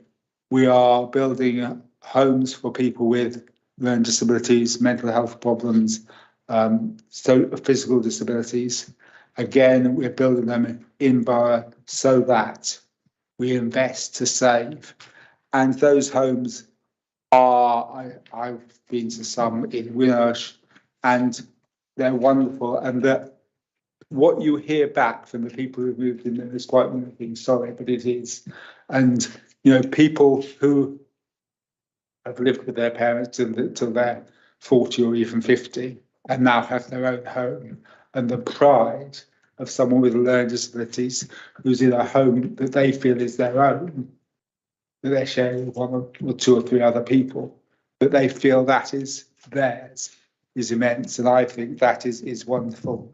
So that's very important. And also we're looking to make sure that we're efficient and effective with day services for vulnerable adults. And that's something I find, I mean, that was where I started in social work, working with people with learning disabilities in day services. So, and that's something which I think is very important. If we can make sure that those day services are positive and right for them, especially those living at home, will find a need and a resource in those day services, and therefore their behaviour will be positive and things like that. And so often people can stay living at home longer than if they didn't have positive day services. But we're making sure that we're making those as efficient as possible. But again, the spend is, there is emergent things that we need to do with maintenance of our buildings. We've got to keep our buildings good. In fact, I think we've got to keep our buildings excellent, because so often people with disabilities are expected to live in squatty accommodation, and that is wrong. They have a life too, and we need to keep that good. And then also looking at the community equipment, making sure that we're supporting our statutory duty to provide prevention, reduction and delay long-term care. So we're making sure that we provide what's needed to do that, and that's important. And then this third one, I'm still hoping you might not want it, but the fire alarm system at Suffolk Lodge is not very good, let's put it like that already, and we might have to invest, well, put 35k in that. But if we can build our home as fast as possible, that might not be needed.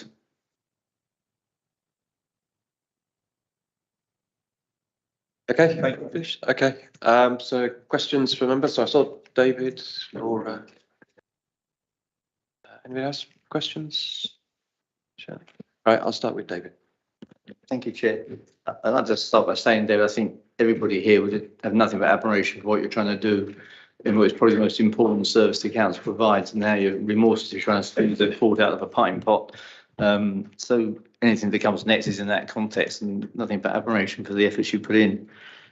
On the savings bids, everything seems to be a fairly specific multiple of 50. And I'm curious to what the numbers actually represent. I mean, is this, if someone says they're saving on computers or phones, I understand it. But what actually materially are these savings? Are they people or what is it?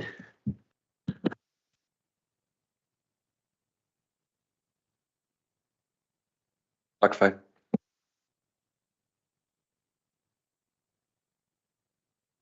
You probably know.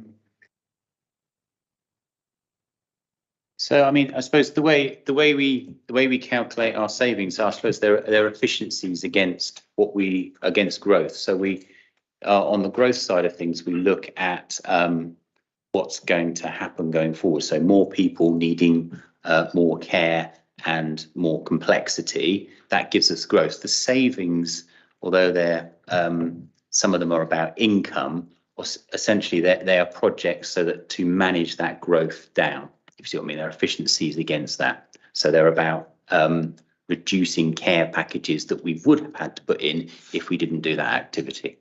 You see what I mean? So to give you an example in the demand management side of things, and I think you'll see in some of the other bids, we've got a team that puts in technology to keep people independent. So if we've got those people that can help people find bits of technology to keep them more independent, you then don't have to put carers in, then you can make efficiency against that growth that would have come, if you see what I mean.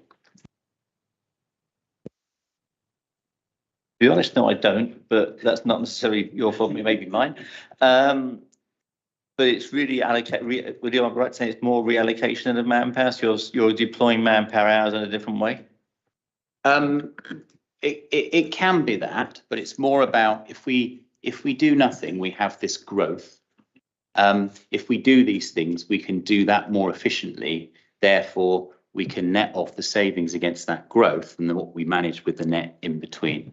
If you see what I mean. So the learning disability review there, for example, if you remember, David also talked about capital to purchase properties in the borough.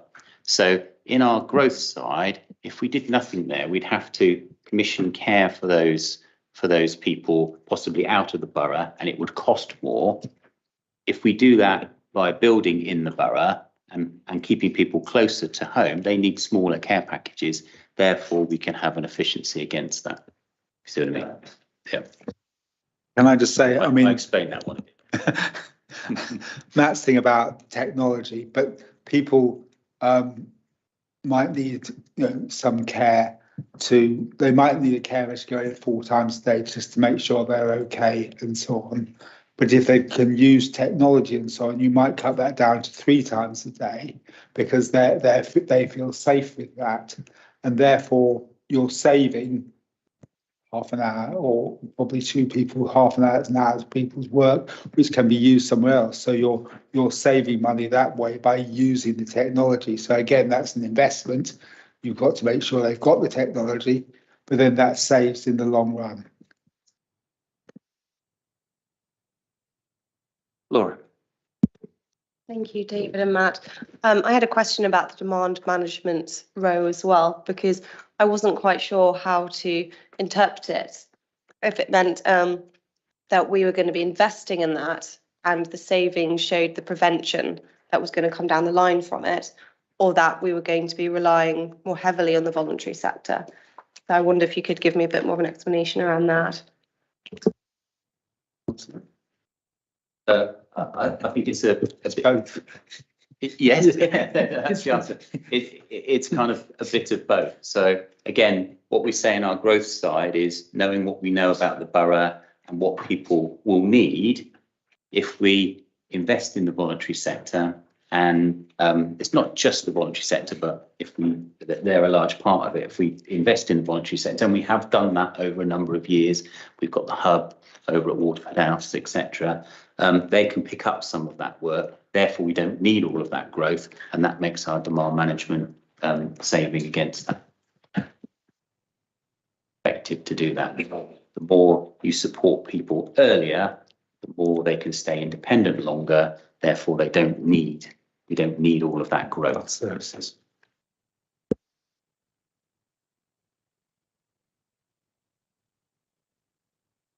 Okay, Al? Okay, thanks. Yeah, just on the learning disability review, on the template on page 118. I mean, it says here that Wokingham has one of the highest prevalences of adults with learning disabilities needing support in England. We're ranked the second highest out of 152 English councils. I mean, why are we such an outlier? I mean, just seems it. You know, I mean, what is so special about Wokingham that we should be such an outlier in this? Question mark. But I mean, certainly some people have said, well, one of the things is we've got, for instance, a lot of people who are in IT and so on, and very much IT is something which might be, they can be people who are brilliant, and it's very easy to tip over and people with learning disabilities and so on. But I don't know if Matt would like to say anything. I mean, have we got any idea? The short answer to that, we don't really know why that is. There doesn't appear to be one cause. What David's talked about in terms of prevalences of autism and things is definitely a factor. Also, though, I think historically, so years ago, people with a disability were resettled out of hospitals, and maybe more of them came into Wokingham. There isn't a kind of one answer to that. I don't think it's just one of those things that's special to the borough. But certainly, I mean, yes, there is. I mean, Ravenswood, there's a big Jewish village which has a lot of, well, about 300 or 400 people with learning disability in it. So that's something. But again, that's going to settle into the community and settle in the community. So slowly, that's dissipating. Okay, thanks. Okay, Gregor? Matt, I have huge admiration for what you've achieved in your time in Wokingham. I know you also recently won an award for what you've done at Wokingham as well, or you were up for an MJ award, I believe. Shortlisted. No, not sorry. He was shortlisted. Not that I'm very good. Well, you deserved to win, Matt. I know I have a huge admiration for what you've achieved at Wokingham. I want to refer first to this year's MTFP first, though, if that's okay. So in this year's MTFP, on page 74, it says demand management in adult services, and there's a saving of £1 million. Sorry, in the MTFP that was agreed at Budget Council in February of this year. Okay? Yeah. And there was a budget put aside of £43,765,000. When we look at page 117 of the Big Book, we have savings, and it says that the budget for adult services is £44,900,000, which is £1.2 million more than the budget that was agreed in the MTFP that was agreed at council in February of this year.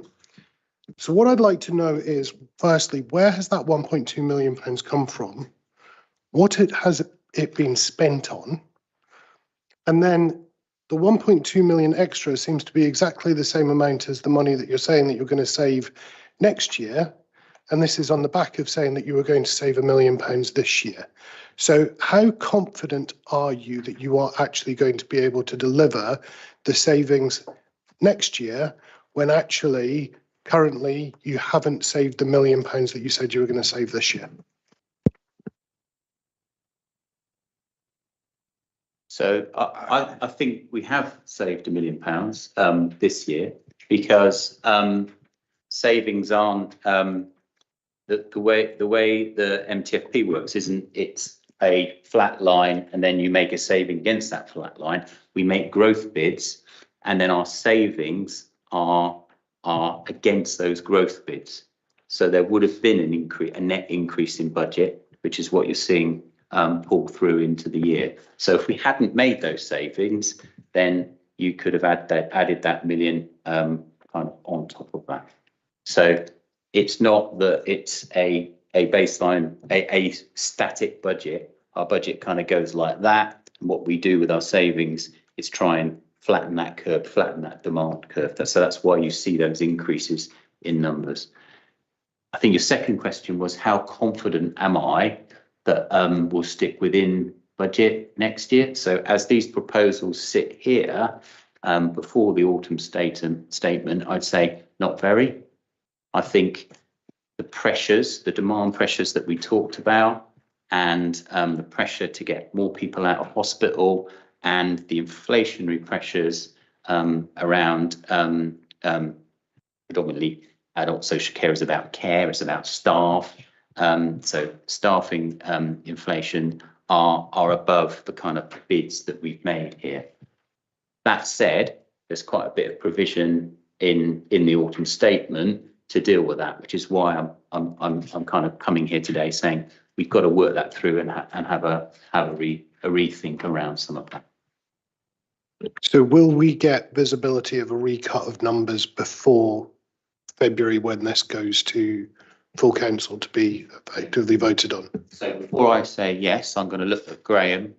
Will we have a chance to look at those in the timetable? Yes, Matt. Yes, Chairman. Just to remind everyone that the intention is using the December and January meetings is to provide as full an audit trail as possible from what we called lockdown 1 that was produced about, well, in the summer. Obviously a lot's changed and much yet to change, and a full audit trail will be presented back where we can. In that audit trail, can we have a page that shows us line by line what has changed, what's come down and what's gone up, so that we're not having to do a comparison between two documents ourselves, please? Oh, yeah, Gregor, absolutely. I won't just say, here's the new version. It will be all the growth changes, special changes, capital changes, etc. Line by line. Just to add that, I mean, in the 4 maybe years now that I've been through a budget setting process with adults, in previous years, by about July and August, things are nice and settled. I pretty much know where I'm going to be the following year, and we've always delivered on budget or a bit under. This year has just been unprecedented in terms of the moving parts, whether that's inflation, clarity about money and whether money's coming to us or through the NHS, pressures on hospital, what demand's doing on the back of COVID. It's just been, you know, every time you get to a position where you think you can confidently predict what's going to happen, something huge changes. So that's why we're where we are. Okay, Shirley. Thank you, Chair, and thank you for the presentation, David and Matt. Every year it gets mentioned on this occasion that we're talking about non-permanent staff, contract staff that the council has, and there's always seems to be obviously a desire to reduce those down and have more permanent staff in place. And I just wonder. I've been involved with this budget setting now for the last. This is the 4th one I've done. And I just wonder, over that time, has the number of contract staff actually reduced at all? Has the aim to reduce them been successful in some way, or has it actually increased? I'm not sure, Shirley, so I'll look to Matt, but certainly talking with him, we need to make sure that we are paying our basic workers, who are in some ways the bread and butter of this service. We're working with the individuals. We need to make sure that we are paying them more than they can get if they go and sit in a supermarket or something like that, because often we're, paying not very much to people who are doing some very, very enterprising and good work. So we must make sure that we do that. And certainly that's something which Matt and I are very much of mind. But I'm not sure whether we've been able so far to reduce the number of agency workers and people like that we are using. Yeah, no, I absolutely agree with you 100% on the kind of work that these people are doing. My husband had carers coming in for years, so I absolutely understand the problem. I was thinking more at sort of at the higher level, where we have perhaps people coming in who are senior social workers and things like that, who are not permanent staff but are contract staff, who I'm guessing are more costly. And whether those kind of staff members have increased, or whether they are it's levelled off or reduced, over the last few years. Yep, I mean, sort of answer that in two ways. Certainly in our kind of what I would say base budget in terms of social workers and OTs. We've managed quite well in that space against a backdrop of a national shortage of social workers and in particular OTs. So we benchmark quite well in that. So we've done quite a lot of work in that space. Some of that is about a national workforce issue. And then some of it is also about the fact that we keep getting temporary stopgap money from the government, winter pressure money. We've just had 500 million, not just for Woking, for the whole country. It's actually not much when it comes through here for winter pressures around the NHS. And the problem with some of that, we had that in COVID, is you can't recruit permanently to temporary money. And that's a constant sort of thorn in our side as well, which means we have to offer short-term contracts or go to agency, which doesn't help. A kind of long-term funding deal should happen with that. And although the autumn statement isn't a long-term solution for adult social care, it should give us a kind of 2-year. At least knowing what a 2-year deal is, so we should be able to address some of that going forward. Yeah, and are we in a lot of competition with other neighbouring local authorities in terms of recruiting staff? I mean, do we lose staff? Is there a kind of almost a Dutch auction for staff, if you were, where people are with us, but then they get poached away by Slough or Reading or.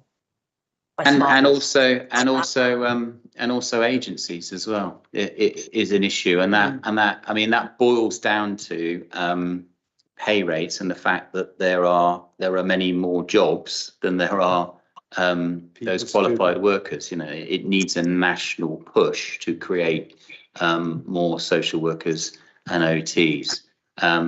But we do quite well in terms of our vacancy rate and turnover compared to other. I know there are some authorities that have a 50% sort of agency rate, and we're nowhere near that. We're around the kind of 13% is sort of where we hover around. And I certainly know that there's national agencies that do surveys around satisfaction, and we usually score quite well in that. I think we were second in the southeast around that. So we do all we can in that, but that's swimming against a kind of national shortage and crisis. Yeah, I get that.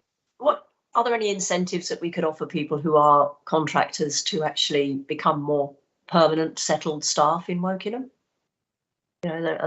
What sort of things might you be considering that we could offer to make it worth their while? Well, there is a package. We've just done some work around recruitment and putting some of that package together. So there's a relocation package. you know, and parking's all part of that sort of thing, you know. So we do that, but the bottom line is the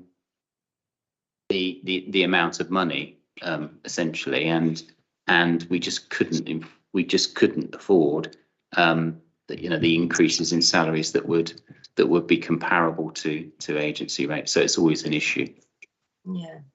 Yeah, but and of course, while we're paying those rates, we haven't got the spare money to incentivise elsewhere. Thank you for that answer. I was just interested, as it's something that you summed up the balancing act very well in that last sentence. Yeah. It is. Okay, I'll pass it on to David. Thank you, Chair. I mean, Matt, just excuse me, because I am, unlike Shirley, new to scrutiny and therefore will ask the naive, indeed stupid questions. There are some specifics on there which I understand, like funding to maximise hospital discharge. But given that a number of those there are what you describe as efficiency savings, why weren't they taken before? Well, I think we have done about £5 million worth of efficiency savings over the last 3 years. So I would say we are doing more, and this is about doing more. And remember, this is efficiency against new demand, so new people needing care and support. So we couldn't have done that in the past. So it's a kind of constant treadmill of growth, managing demand, and trying to make efficiencies and savings against that. That's the main answer.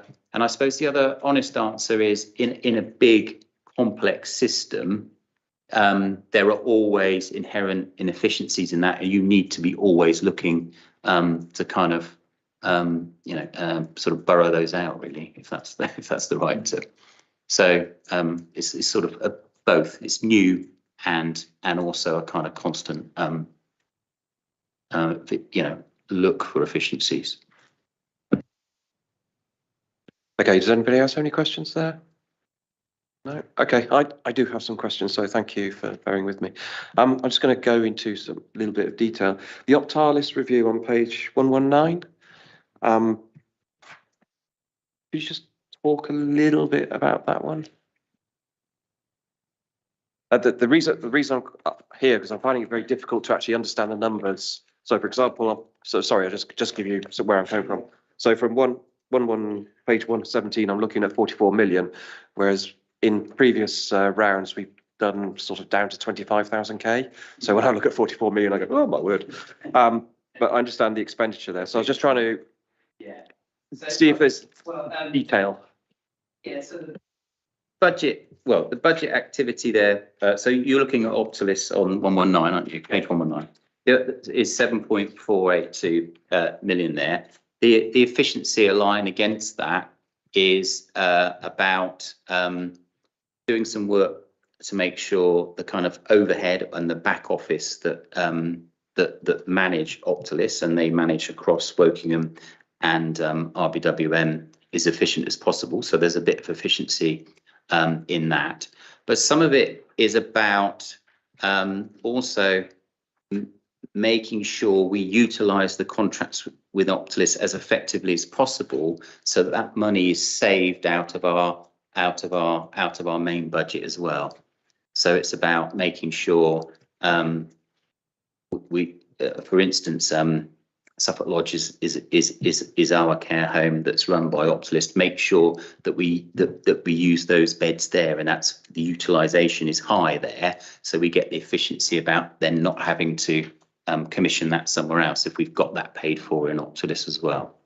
So it's a kind of combination of the two, and I would say it in the world of adults and children's too. It's in some areas of the council, it can be very precise. You have a contract which delivers X amount of widgets, and if you have a few more of those widgets, you can make a precise calculation. For adult social care, there's some science, but a lot of art to what we do, because it's about changing people's services. But we have a good track record, is what I would say. To give confidence behind that. Okay, so the number you've got there is a good number. Basically, I think I was trying to look at there. David, did you want to say something? You look like you. I was just going to say with Octalis, recently they've introduced a technical way of making sure that the workers are in the right place at the right time, and it's having to be worked out and so on. But that is going to save on your numbers of workers and so on, because before there was just a written sheet of where you were, but now it's technical, and if someone's short because someone's ill, but someone else has got too many, they can make sure that that's balanced, and they don't have to bring in agency and things like that. So again, it's refining what Optalis is doing.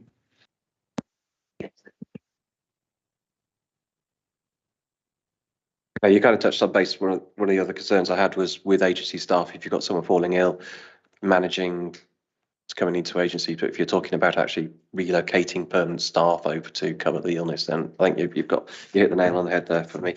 Going on to page 137, talking about the mosaic system. That sounds kind of interesting in that it's 7 years old and has a budget of £783,000. Yes. So, yep. And it talks about implementing it. So, kind of concerned, is there not an off-the-shelf package you could buy and then just move some widgets over and do it cheaply? Again. So this one, although it sits in adults, is for both children and adults, and we share the same system called Mosaic, although it is different in children and adults.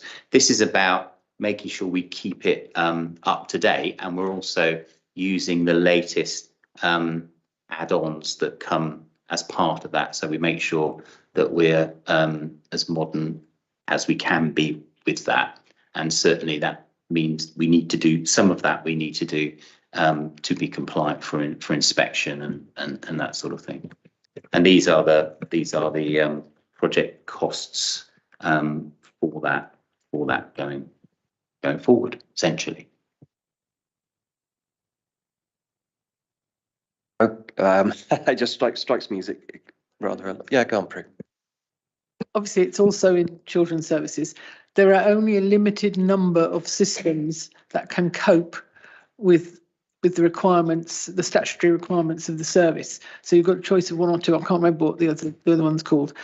Neither of them is perfect, and so there are things that you buy, extra bits that you have to, lots of other bits sit around them, and they all have flaws that require certain amounts of manual intervention to get what we like out of them, and all sorts of issues. But actually, there's very limited choice because it's so complicated that to make sure that everything you've got in your system satisfies every requirement of the legislation.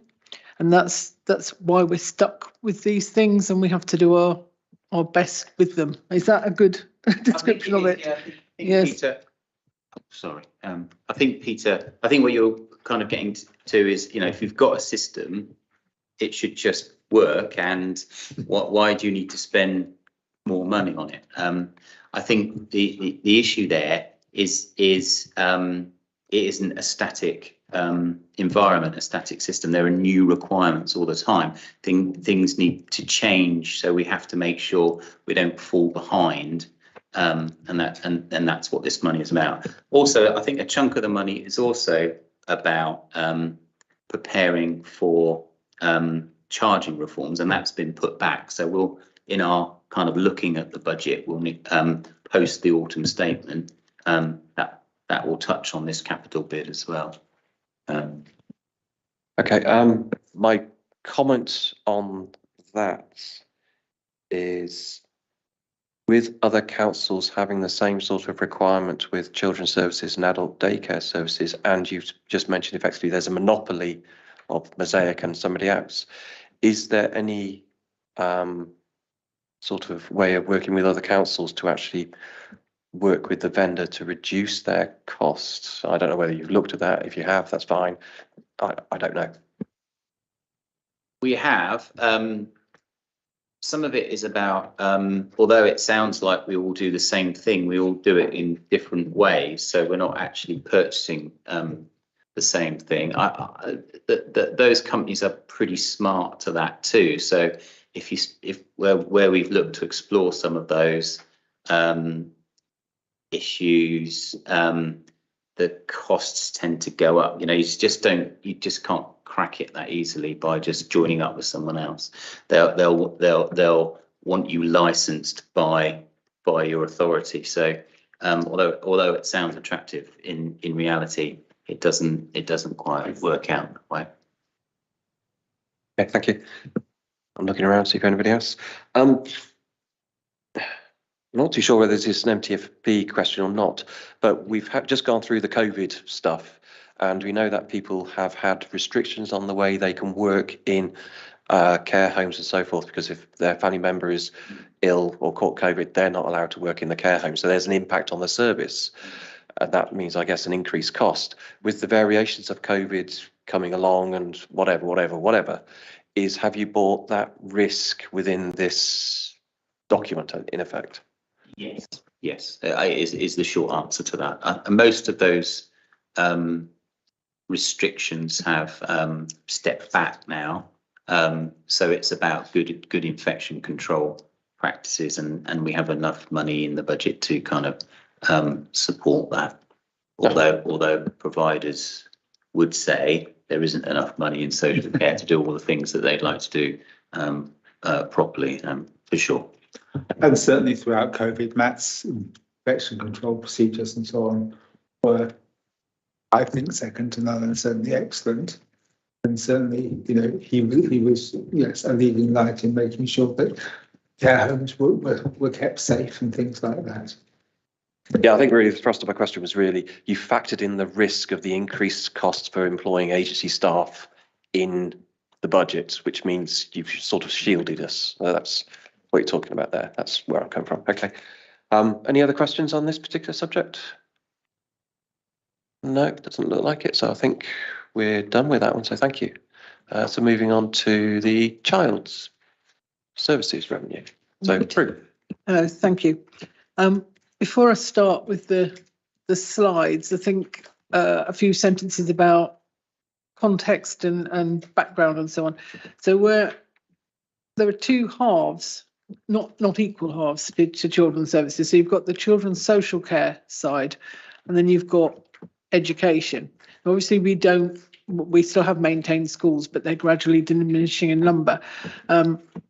So our mainstream education component is very much reduced from what it used to be, but we do have huge responsibilities with regards to special educational needs. So otherwise it's things like helping with admissions. We have a statutory duty to make sure that there's a school place for everybody, and so on. But the area that causes us the most difficulties is special educational needs, which is very complicated.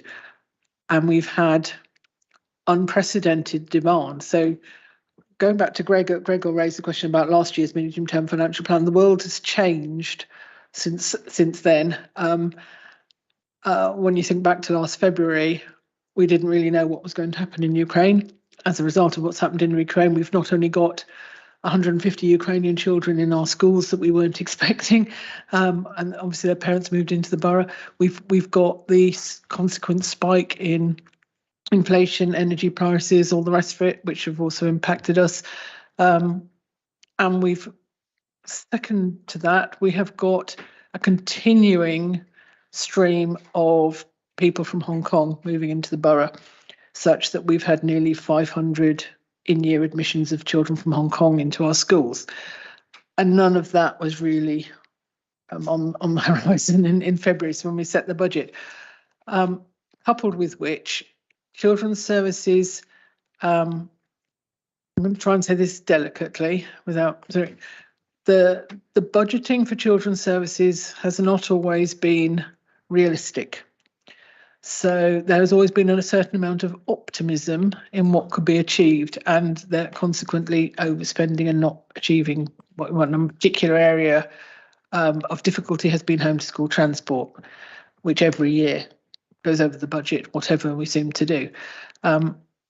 There was a certain amount of catching up under Cameron Camis to try and align the budgets more with the predictions of need, but we haven't quite got there yet.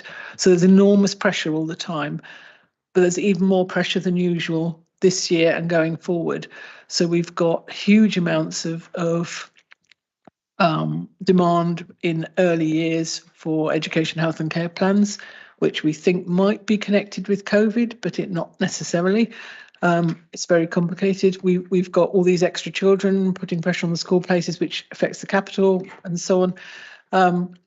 And we've traditionally had very low levels of education, health and care plans, but our graph is rising steeply at the moment.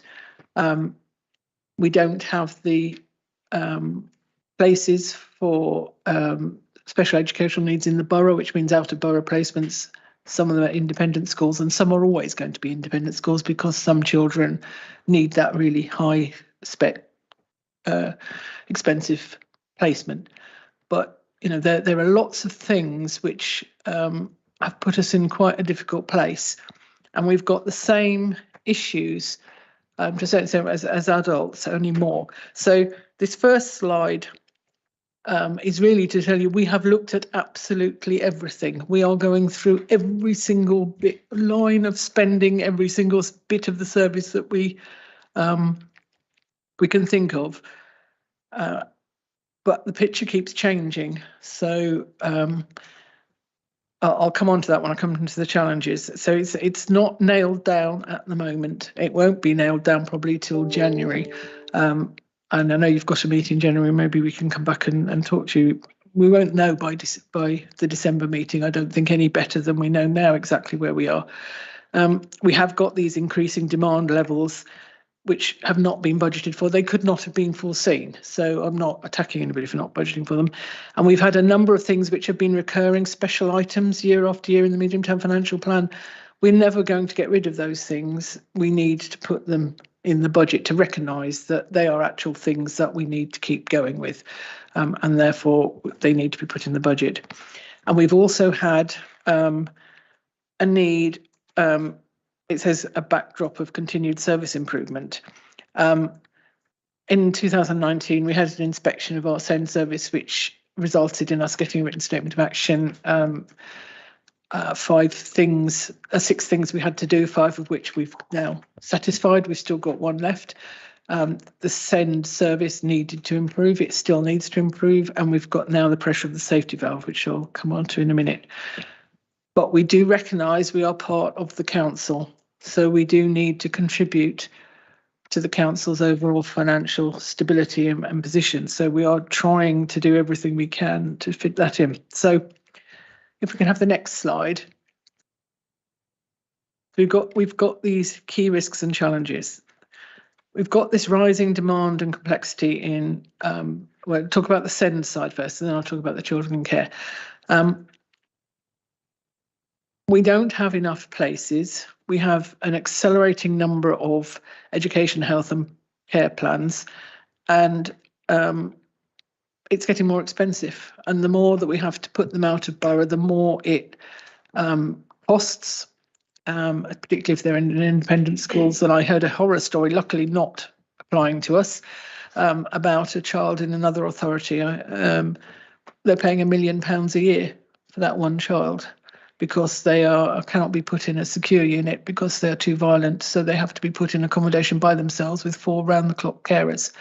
And you cannot not do that. We don't have any children like that, but we do have children that, that cost a lot of money, and we're small. And so each child that costs a lot of money is another blow to the budget.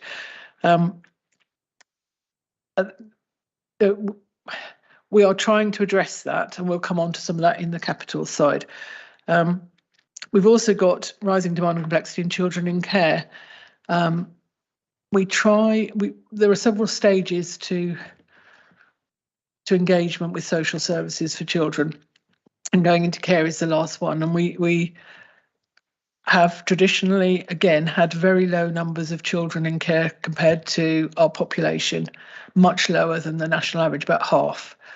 And under normal circumstances, we'd probably, it's inching up, but it's not going very fast. The problem, it's not a problem, I don't want you to think of them as a problem, but the issue for us is that we have got increasing numbers of unaccompanied asylum seeking children who come into our care. And this time last year, in fact, I think it was about this time last year, the system changed from being a voluntary acceptance of those children to being compulsory. So I think we all know that Kent has a massive problem with children coming in from all sorts of routes or other ways that children come into the country. And they need to be dispersed amongst all local authorities so that everybody has a bit of the responsibility rather than it all landing on Kent, which would be an impossible thing. So the government, about this time last year, set a quota for authorities that you would take 0.07% of your, I think it's your children's population, Helen will correct me if I get that wrong, as asylum seekers. And that number for us was 28. So we started off quite low. I think it might have been about 12 this time last year, and we increased gradually. They come in through the asylum hotels, through being allocated to us by national government, or they arrive in the borough, dropped off a lorry or something like that, which is quite rare for us. But it gradually goes up until you get to 28. As soon as an asylum seeker, an unaccompanied asylum seeker child turns 18, they cease to be UASC and they become a care leaver for us. So we still have responsibility for them. But then your number has gone down to 27 and you get another one. So your number continues at 28 all the way through, but you get added the care leavers on the end. And while they are under 18, we get a reasonable grant from the government for each child. It doesn't cover the full cost, but it's not too bad. The minute they hit 18, that goes down to a fraction of the amount. I think it's £270 a week or something. It doesn't even cover their accommodation, and yet we're obliged to look after them. So we've got an increasing number of children coming into care, mainly fueled by that route, and then an increasing number of care leavers because they come off the end. And then in the summer, the government decided that 0.07 wasn't enough, and we've got to take 1% now. That increased our number from 28 to 41. And so it's building up, and it's now reached 37 as of this morning. So it won't be long before it's 41. And again, they'll come out the end. And they create cost because we have to accommodate them. Some of them go to foster care, some of them go to supported living. Most of them are 16 or 17 or 18, that kind of age. And as I say, we have to keep looking after them till they're 25. Some of them don't ever come to the borough. They're accommodated somewhere else, but they still count towards our quota. So these are children with awful experiences. I don't think we'd want to reject them in any way, shape or form, but they put a pressure on us and on our budgets. And that leads on to the next point, the local cost-effective social care provision, housing and schools. We don't have enough of any of it, basically. We have a really good foster care service. I think that they're really excellent, but we're always looking for more people. We have to put children in independent fostering with independent fostering agencies and so on. That's more expensive. Housing is very expensive here. We don't have enough provision for care leavers. We're trying to build on that. We have been for a while now, but actually trying to find spaces for these children is a constant battle. And then with the schools, with all those hundreds of children from Hong Kong, our schools are now full to bursting. And unlike most local authorities who are looking at what to do about having high vacancy rates in their schools, we have years with literally no spaces in the entire borough, not a single space left. So reception and year 1 and year 2 are easier because it's mainly local people, the birth rate and so on, that's predicted. We don't seem to have a lot of an influx of very young children. So we don't, if we opened all our primary schools that we know about to be all year schools, we'd be pulling children from the reception classes of other schools to fill those schools, which would then destabilise the economies of those schools. Whereas we need the junior places because we don't have any junior places left in some years. We don't have any secondary school places left for girls except at Oakbank, I don't think, for this year. And we know that next year we've got about, I think it was 327 children when the applications process closed at the beginning of November. We had 327 children more than we have school places in year 7. We know that some of them will disappear out of our system. They go to independent schools, they move away, or they go to grammar schools. But we reckon usually that would take about 120 off that. We also know that there's 158 children whose parents did not apply for a school place. So there's potential for them to come on top. And somehow we have to find school places for all those children. So that is also unprecedented. We knew there was a shortage. We didn't know the shortage would look anything like that. So that's another pressure. And then that also generates more pressure on the homeschool transport budget. Ukrainian children, Hong Kong children, they're jammed into our schools. The schools that they can get into are not necessarily anywhere near where they are, which means that they need to be paid for. But a large percentage of our homeschool transport budget is for transporting children with special educational needs to their schools, some of which are a long way away, and it costs a lot of money. And if you actually look at the back of the medium-term financial plan, every year you can see some of the key indicators, and you can see the cost of transporting children, annual cost per child and so on, and it's frightening. So, and that's before fuel prices went up, before taxi drivers started to think about whether they could afford to do this anymore at the contract rates that we're giving them. And there are lots of places in the country where they're struggling to find people to transport the children because they can't afford to do it anymore. So all in all, it's not a helpful picture. And the final thing is the workforce, which you touched on with adults. It's similar but not quite the same in children's. We do have agency staff in our social work force, and that's because we cannot recruit permanent ones. There is a national shortage. Workforce is supposed to be the largest issue for children's services nationally. Trying to get permanent social workers is really, really difficult. There is a sort of a pact that local authorities in the southeast will not try to poach each other's children's services workers. It holds to a certain extent. It's like a gentleman's agreement. I don't think you're allowed a formal agreement. But agencies have now developed a new tactic, which is instead of you going to an agency and getting a single social worker, they want to sell you a team. So they come in, they try to send you a team of social workers to do your social work for you, which of course is hugely expensive and not what anybody wants to do and takes the control away from you. So those kind of things are deeply worrying as well.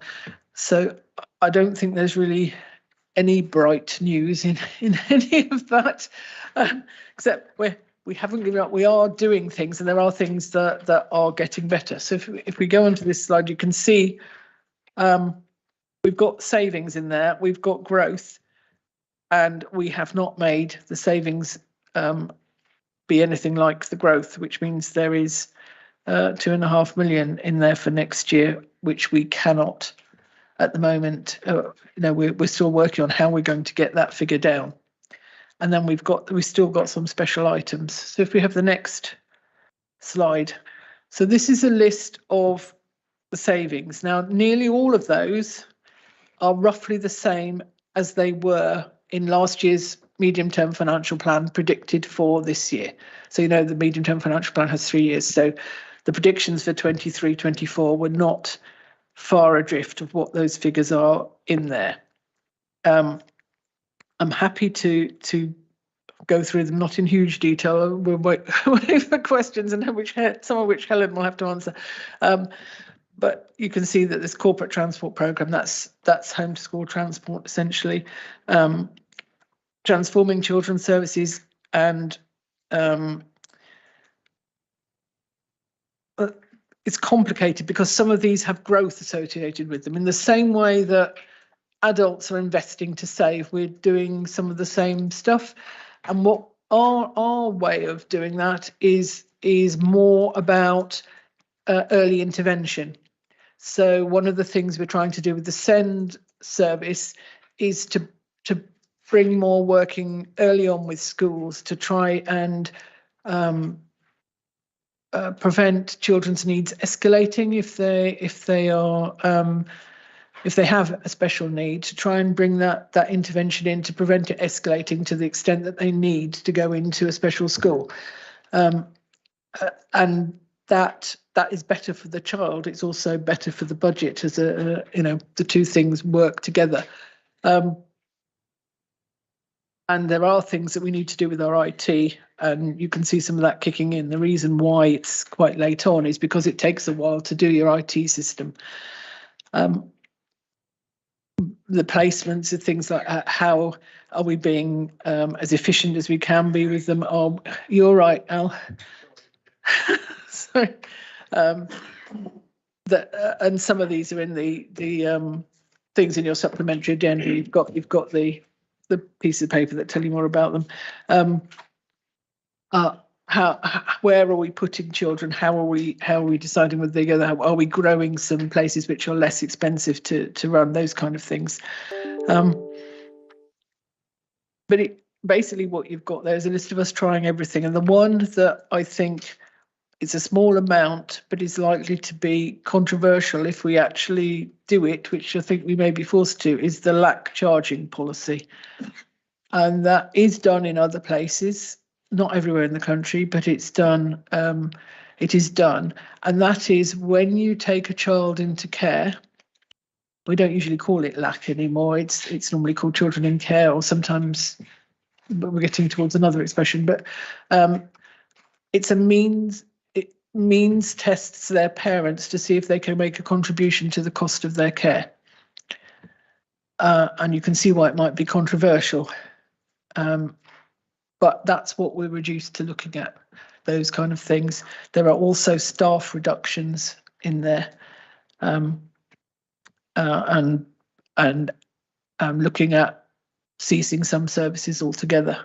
But what we are absolutely trying to avoid is any sort of reduction to the early intervention, early help services, because we know that would be shooting ourselves in the foot. If we take away that, it will down the line, it will cost us more money. So it doesn't make any sense to do that. If you go on to the growth, this is the other half of it. So you can see that we've got some corporate transport savings. We've got an enormous explosion in the home to school transport budget. I'll come back to home to school transport on a bit in the capital side, because there are some things which may help with that. And then we need to do the investment in the meeting and managing demand in order to bring the other savings down. And then we need some extra capacity in school place planning and fair access policy. So this is because we have got such a lot of things to do to make enough school places, and to do the SEND schools that we need to have locally, so that we can stop sending so many children out of the borough to expensive placements. At the moment, we've got one staff member who is a single point of failure. And not only can you not expect him to do twice as much work by himself, but actually it's not sensible when it's so critical to us to have a single point of failure, one individual.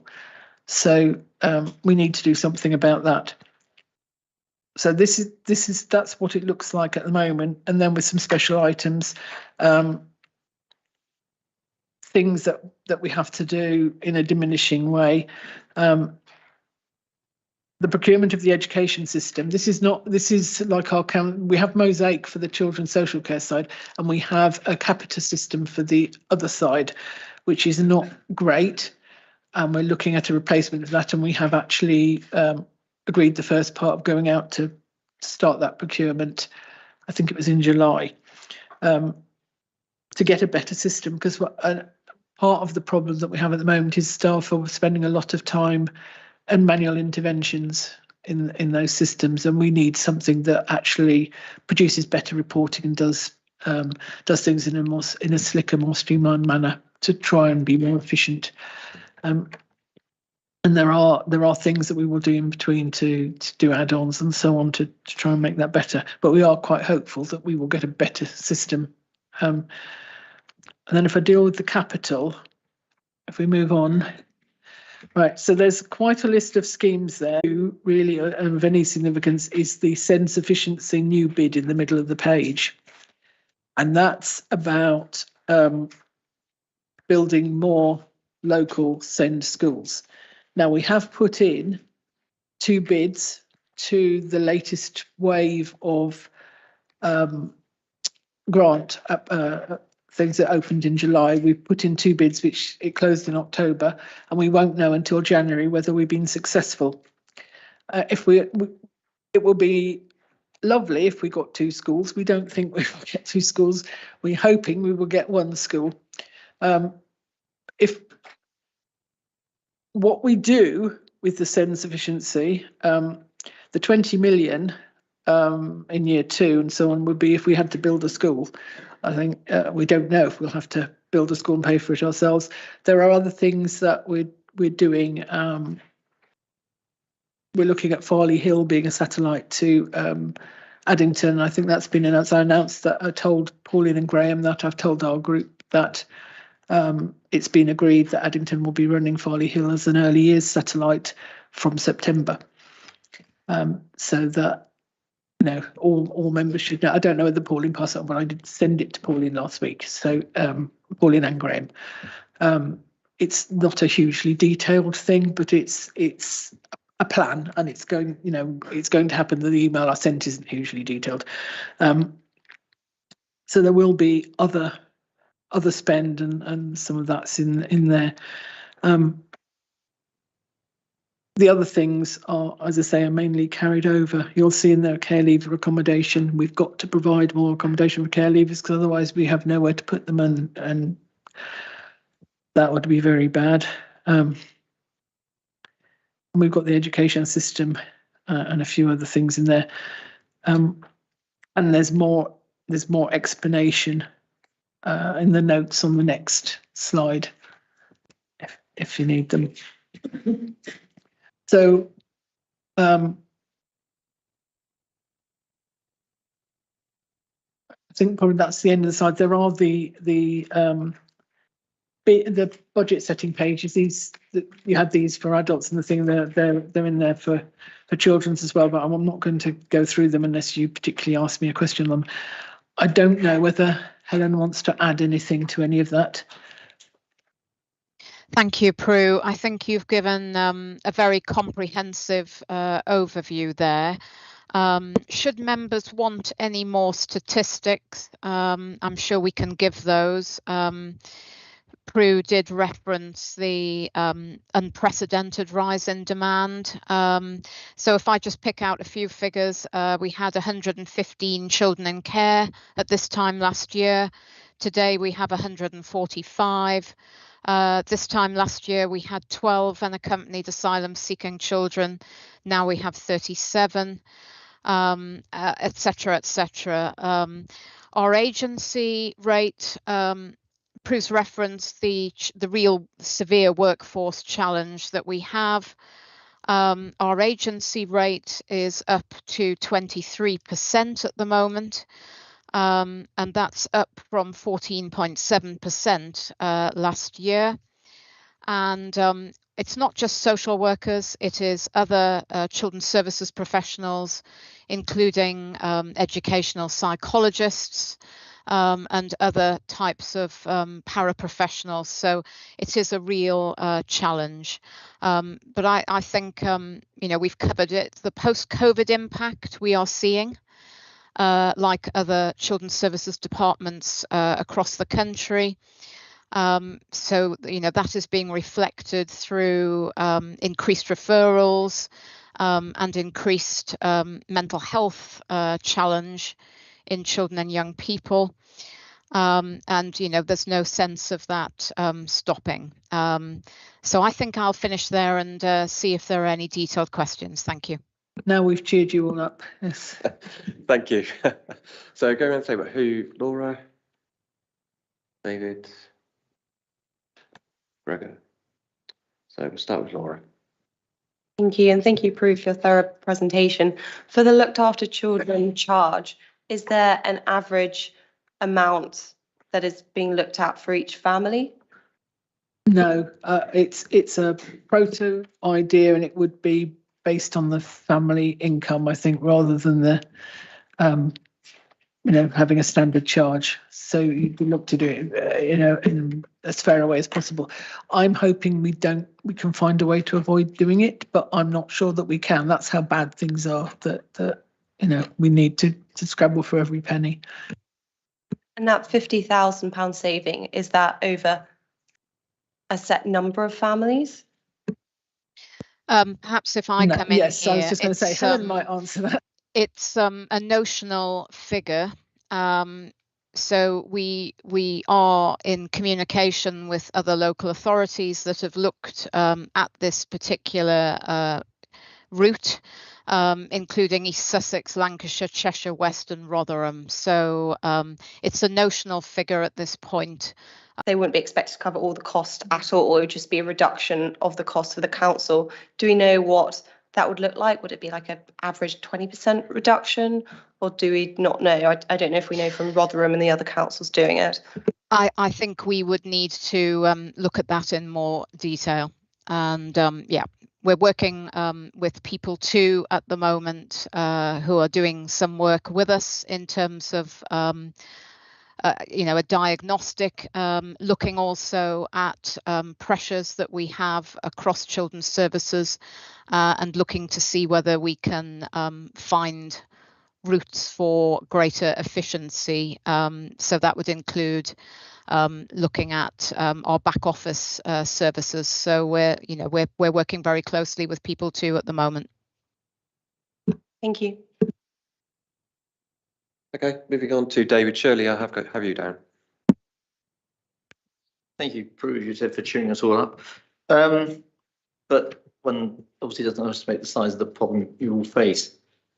Just picking on one of Helen's last comments there, I've had comments to me from both a head teacher and a deputy head of very different schools about the problems they're facing in school with behavioural difficulties due to the hangover from COVID. Both said quite independently of each other it was their worst year in the teaching profession. Where does support for that kind of problem come into these numbers, or do we just wait for it to trickle through into referrals? It depends on what the cause is, I think, as much as anything else. So if the behaviour is created by a special educational need, so it could be a mental health issue, it could be an undiagnosed medical condition, or whatever we want to call it. It can be autism, it can be what's usually referred to as SEMH, which is social emotional mental health problems. So what we're trying to do is to prevent it escalating into actually, you can have a referral. It's what you do when there's so many stages to this. I mean, Helen might want to explain it better than me, but I'll have a go at it. A referral doesn't necessarily amount to result in an assessment, and then an assessment doesn't necessarily result in a plan or whatever. So there are different stages to this, and what we're actually trying to do at the moment is to provide a service to schools that addresses those issues when they first arise, rather than waiting for it to escalate to the stage where you actually need a formal assessment and a plan. It's at its early stages. We've brought in something which is being trialled at the moment called a vulnerable learners panel, where they look at the children, and we've put some little pots of money together to try and make a better service. We're looking at what we might do to provide help for the Senkos in schools to give them support. We're looking at how we can not improve. Right, okay, first of all, I'll explain what the local offer is. So the local offer is all the services that exist in the borough to help with SEND issues, and we have a very good parent carer forum here called Send Voices who work with that, and they had a very good local offer day in September at St Crispin's to explain all that. But it's not as obvious to parents or schools, in fact, as it needs to be. So we need to publicise the local offer better. But there's lots of support which is not the direct in line to EHCP support, and some of the escalation, in the same way as Matt described, using the voluntary sector and so on, you can provide the support in a way that actually satisfies the need without escalating all the way through.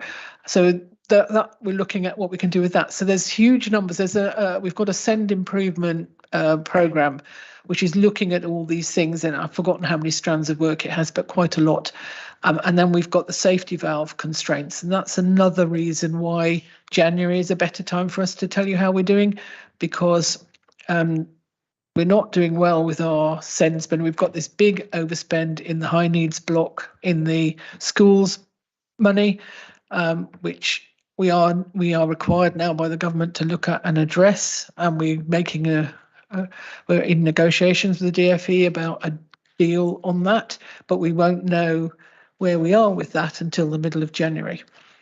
And even then it's not finalised, I think, until the end of January. So until we know exactly what's happening with that, it's quite difficult to nail down all of the budget, because there may be things that we need to spend money on or things that we can save, because we're working on so many streams of work to try and get that in place. It affects all the numbers in the budget. I don't know whether Helen wants to say anything about that either. I think what I would add, I think Prue has very eloquently described the work streams that we have. I would add that our colleagues in health are key partners within this, because clearly health provision for children is really important. I've referenced earlier escalating mental health issues within children and young people. And we're working closely with our health colleagues looking at additional therapies for children and how they can help us to respond to the very significant challenge that we do have post-COVID. Okay, Gregor. A question for clarity, and then a couple of more general questions, if I may. The question for clarity: is the corporate transport programme referenced on the slide on the screen directly related to home to school transport or not? Yes, but it's a bit more than just homeschool. I don't know what all the ins and outs of it is. I don't know whether Helen wants to describe what else is in it, but it's okay. Shall I come in? Yes, because it includes some adult stuff. Yep. This is the corporate transport programme. So that's around saving opportunities for home to school transport that largely goes into two categories: demand management, which is about policy processes and data intelligence. It's about independent travel training, and it's about sufficiency of local provision. But it's also about route optimization, and it's about contract tendering and suppliers. So there is a programme of work that's underway. I think Prue has referenced the very significant challenges that we've got. And I referenced People Too earlier. They are working with us, and this is a very significant strand of work that we're, looking to be constructively challenged around our policies and practices there. Can I add one bit? the policy was tightened up last year. I think it probably has made a difference, but it's not reduced. That we're still overspending, and I think I can't ever remember a year when that budget came in under budget. So it's not a new thing. It is more complicated this year because of all the additional children that arrived in the borough. We can get, I forgot to say when I talked about the capital, if we can send schools in the borough, that will significantly help with the homeschool transport budget, because children won't have to travel 40 or 50 miles. That will be better for them not having to have those long journeys, but also it will mean that significant savings to the budget. Yeah, you have actually in part answered the more general questions that I was going to ask. Home to school transport is a particular bugbear of mine. I share your opinion that every year that I've been a councillor, it's never once come in under budget. In fact, when I started as a councillor, and I've been checking during the course of this meeting, my first budget, it was 3.65 million. If the numbers that you have presented go forward, and I take on board, Graham always says, don't look at the 2 years out, they're just indicative, they're never set in stone. Got your memo there, Graham. But if you do add those numbers in, it would then go to 6.3 million, which is a 72% increase just in the time that I've been a councillor in 4 years. Now, my questions were going to be, how do we start to reverse this trend? And I agree with you 100%. Send provision within our borough is a big step that we can take, but it's not the only part of this budget.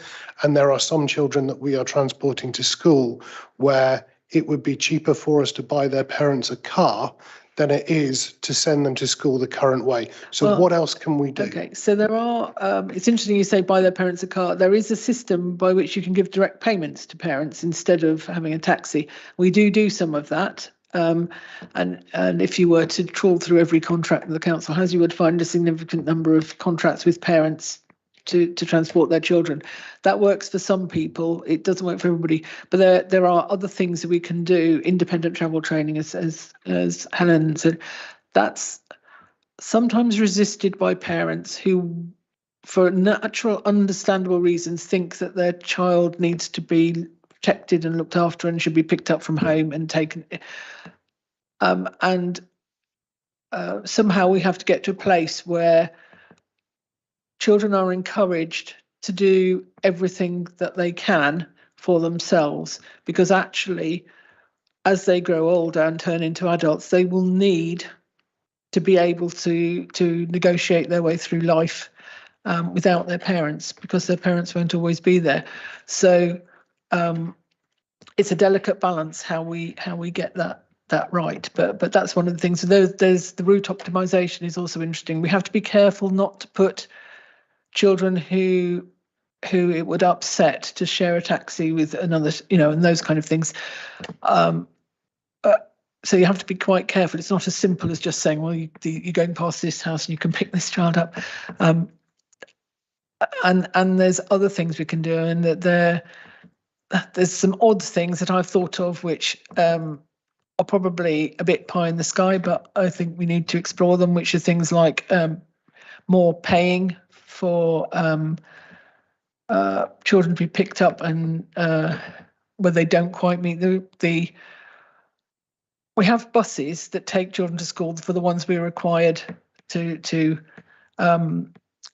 transport them, but there are other people who might buy tickets on those buses who we don't encourage to do so. We don't always have spaces, and we don't necessarily set the price at the right price. So we could, we need to explore whether we could raise the cost. Not, we wouldn't expect the parents to pay the whole cost, but they get the bus passes if they have to pay for them at quite a discounted level. Whether we're in line with other boroughs as to what percentage that we charge and that kind of thing. So there are other things that can be done, but one of them is to make sure that our policy is absolutely adhered to, and we're not being nice to people because it's easier. And that's not fair to the people who don't get their own way, as it were. There are some cases where it is a good idea to breach your policy, but they're very few and far between, and really Helen needs to make those kind of decisions, and not somebody lower down the scale who's and school transport appeals have to be very rigorous and stick to policy and not feel sorry for people and those kind of things. I don't think they do. I think they are, but we have to encourage that because we just haven't got the money. I just don't know where it will come from. As a practical suggestion, as we know that a lot of our issues within schools and within home to school transport are being caused by people coming into the borough mid-year, can I suggest that you speak to all of the estate agents locally and tell them about the pressures within our school systems, so that when people are coming from Hong Kong and other areas looking to buy houses, they can be told, by the way, there ain't no space in year 7. If you've got a kid aged this year, you ain't getting a place in our school. Well, we hope they will get a place in our school, but it costs us a fortune. Yes, that it is nice to have an idea. Even, it might make a difference somewhere. And I do, we would welcome any more ideas that anybody's got about what else we can do. It is getting very difficult. So if you have more ideas, please, they will be welcome. Shirley. Thank you, Chair, and thank you, Prue and Helen, for all your answers so far. I'm sorry, I don't think I've got any ideas, to be fair, but I've got a couple of questions that have occurred to me. You were talking about the care leavers, particularly the unaccompanied asylum-seeking children who are largely 16, 17 and 18. And while you were speaking, it occurred to me that a number of those may want to go on to study at university. And do we have to fund their accommodation at university? And also, because are they technically regarded as overseas students, and do they get grants and bursaries? Can they even get a student loan? Which is just suddenly crossed my mind as being a bit off the wall, but certainly could have a particular relevance to the budget going forward. So that's question number one. That is a very interesting question to which I do not know the answer at all. I don't know whether Helen is likely to know the answer, but I think if we don't know the answer, we should go away and find out. Yes, I suggest we do that, Shirley. I think you've raised a very interesting point. Those young people who do come in do have care leaver status because in effect they are arriving in this country unaccompanied. So I think we probably need to respond in writing with more detail on that. Thank you. Yeah, thank you.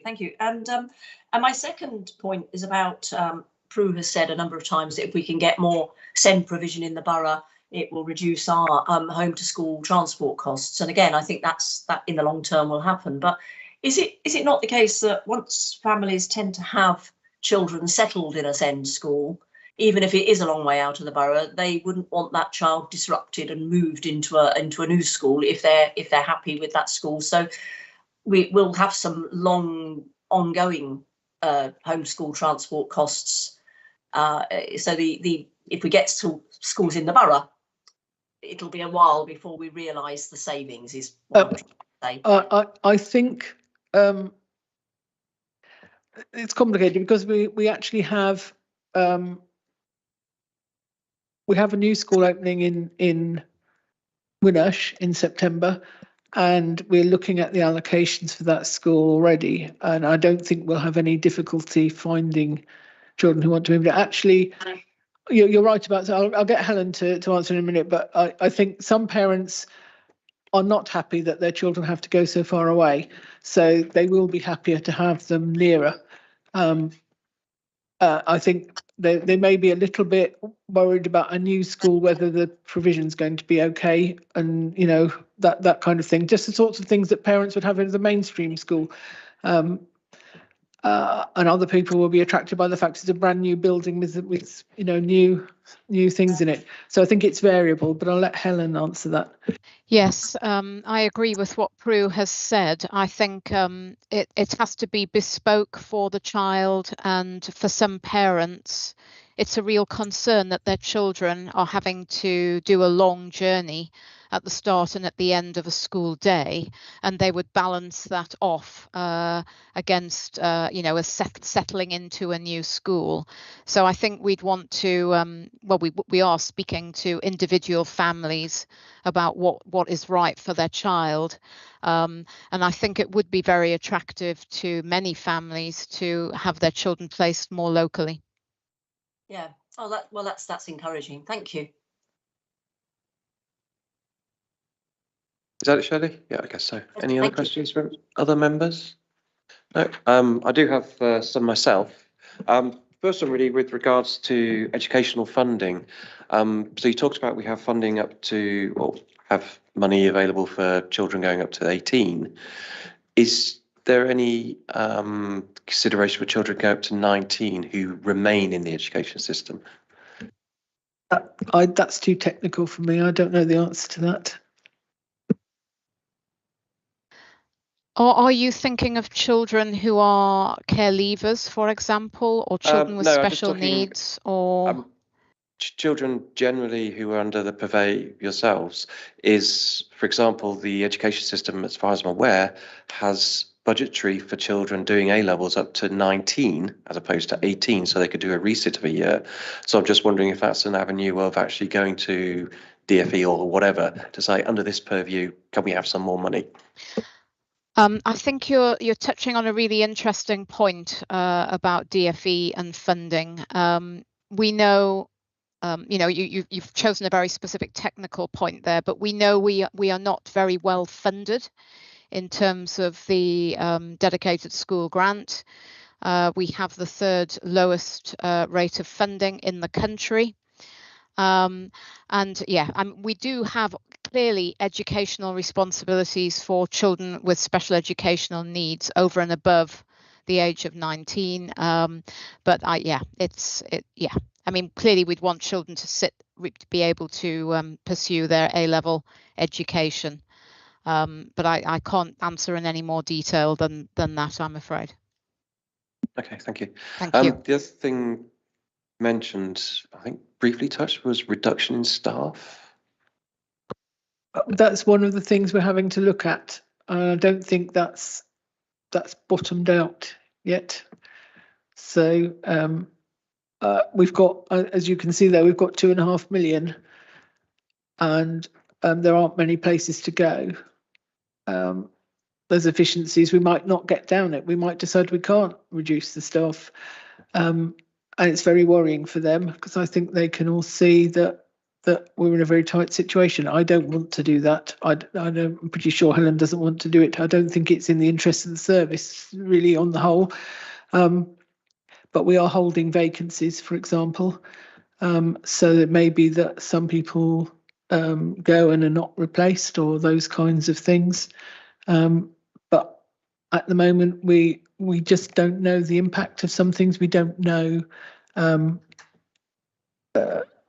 what's going to happen with the SEND side of it, with the safety valve and those kind of things, and what pressure that might put on us. So yeah, we'll know when we know.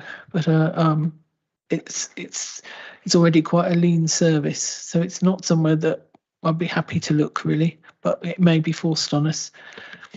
And sorry, staff, we don't, you know, it's not at the stage where we could identify that at all. Okay, really kind of the thrust of the question is because we have vacancies on our website for people. I presume those vacancies are advertised but not actively chased at this moment. So some of them we are absolutely required to have those people in post, and we can't manage without them. And others, I know that at this council meeting, and it was said something about all these vacancies. Most of those are in schools, and they don't come out of our budget. But there are some roles where people are critical, and we can't do without them. And there are other places where if somebody goes, we might not replace them. Or we might restructure, for example, and cover it in a different way. I don't know. Okay, thank you. Final question was the relationship with trusts. I noticed the Bowhunt Sixth Form Academy, you're dealing with getting some money from the trust in order to actually do the sixth form or whatever. I just wonder about the other relationships with trusts, and the thrust of the question really is, whilst the council have no control of a trust, is how do we make sure that any budgetary spend in combination with a trust is actually fair and equitable? Right, so we have a borough education partnership, which has representatives from different parts of the education system locally, including some people from trusts. We have the schools forum, which looks after the money for all schools, which has all schools represented on it. We have the primary, are they called the federation? Well, so we have the primary schools have a federation, the secondary schools have a federation. They all deal with stuff themselves.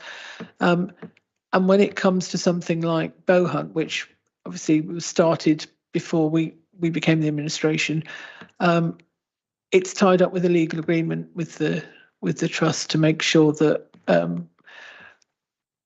both sides are clear what we expect to get out of it. So we work very much with the school trusts on a basis of how would you explain it? Wanting to do the best for the children in Wokingham, and we are very lucky that our trusts all have that focus, so they are willing to cooperate with us. It's not always an easy path, but we do we have to rely on them agreeing to assist us. We do not have the power to open any schools. We don't have the power to insist that they take more pupils way above their admissions number, although a lot of them are, to help us out. And they are agreeing to have extensions on their school sites. So I think Embrook are about to go to public consultation. They've arranged a meeting to talk about additional space, and they're one of three schools, three secondary schools that are taking, are enlarging their facilities to take more students. That was already planned before we knew we had this next shortfall. So, but it is on the basis of goodwill, and that we'd have no other levers to pull, essentially. So we have to work with them, and we're very lucky that they are keen to work with us. But it has to be on that partnership basis and not on us trying to tell them what to do, which is a fairly traditional model of councils and schools, but doesn't work anymore. Okay, thank you. I could go on forever about trusts. So I won't. I think that was it with my questions. So I'll just do a quick summary around the table. Anybody? Shirley? No, it looks like we're done. Okay, so thank you, Helen and Prue. Thank you. Thank you. And thank you, Graham and Imogen. Okay, thank you. Graham or Imogen, did you want to do any summary or anything? Is there anything you'd like to just summarise? Well, only from me, just to remind ourselves that we will be coming back and producing the and revealing the developments from what we call lockdown 1, and just to reinforce right the way across the council. You've heard it from children's, you've heard it from adults, but I could say could recall P&G, Pleasant Growth, pressures in inflation, absolutely crippling, to be honest. So just really to stress the enormity of the job at hand. This, I've overseen many budgets, and this is the toughest because of so many different types of pressures being experienced at one time, and it's starting to flow through more clearly now in this year, and therefore there's the clear impact it will have as it goes into next year. So it's going to be a tough year. There's going to have to be tough choices. At the end of the day, we're going to have to balance the budget, which is the obvious thing. But as you can tell, with huge demand pressures, inflation pressures, even loss of income going against our bottom line, the amount of work to create a balanced position is just enormous. So I just wanted to remind ourselves the nature of this particular challenge and the enormity of it.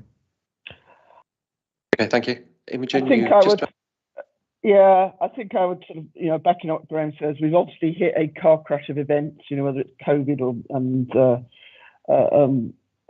wars in Ukraine and things like this, that have caused a catalogue of events that I'm sure everybody's aware of.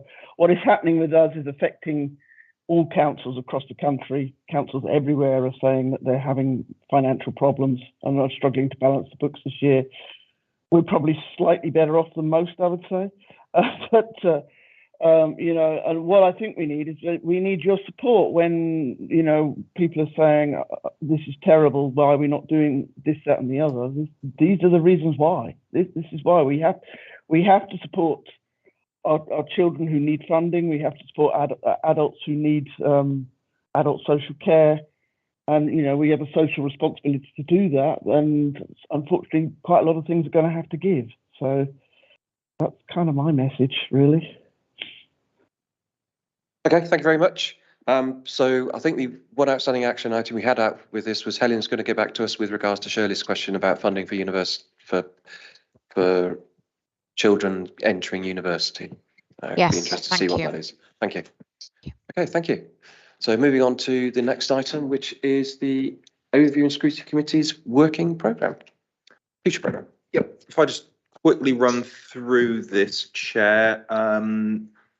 So the meeting on the 19th, as Graham said, we'll be looking at revisions following the first lockdown of the MTFP. That won't take into account the local government finance settlement at that stage.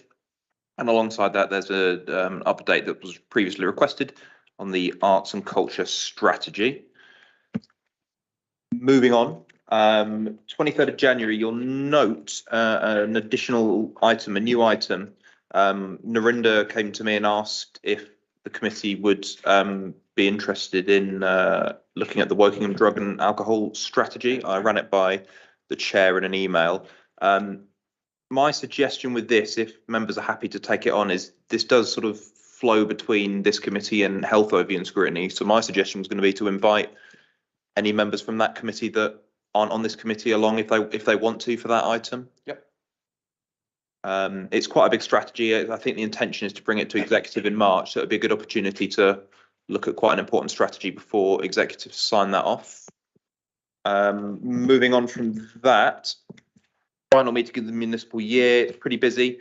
The annual update from the police and fire services, I've contacted both of them and they're both en route to present. The annual flood risk management update as well. There'll be a short update on the anti-abuse charter following the update that was provided at the last meeting. And then you'll notice the task and finish group report is also scheduled to come to that meeting for confirmation. If there is a report from the task and finish group you set up today, the one on the LC whip, that will also be able to come to that meeting before going to any recommendations going to executive in March. And I'll open to questions, Chair. Laura. Thank you. I know Sarah Curse offered to bring back the Violence Against Women and Girls strategy, so it may fit in well in March. And Narinda's coming anyway to talk about the anti-abuse charter, so it's just wherever it rests best. Sounds like a good idea.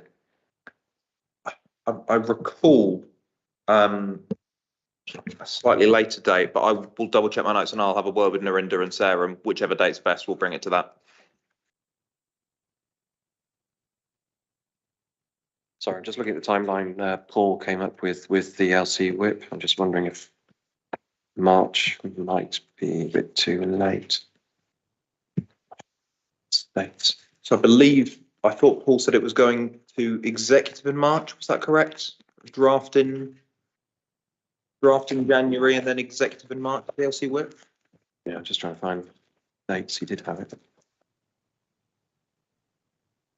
it's going publicly in February, so it would go to February executive. Yeah.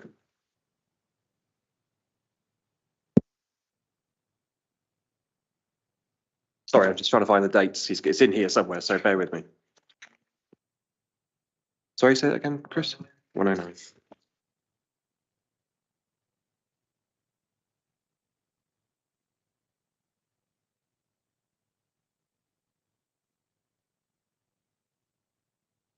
Yeah, so we got the final report for adoption in February, so it means March the 6th is going to be too late. So it depends on whether there are recommendations. If there are recommendations, we can set up a very short one-item meeting, extraordinary meeting in February, just with the committee, just to confirm that report early February, so it can go along to the executive. It's very feasible. Yeah, I think I'd be comfortable with that, actually. Otherwise, I don't want to delay the report going out because I know funding is time-based, so I think. No, it would definitely wouldn't. We'd make sure it wouldn't delay anything. It would be, if there are recommendations from that task and finish group, they just need to be confirmed at the full committee, so we can just set up a one-item committee, just to, yeah, so members are happy with that. Yep. Okay.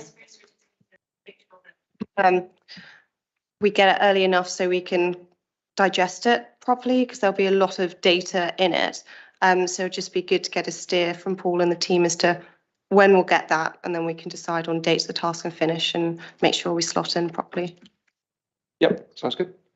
Okay, any other items on that? Looking around, no. Looks like we're going to be finishing at 10:16, so thank you very much. Okay.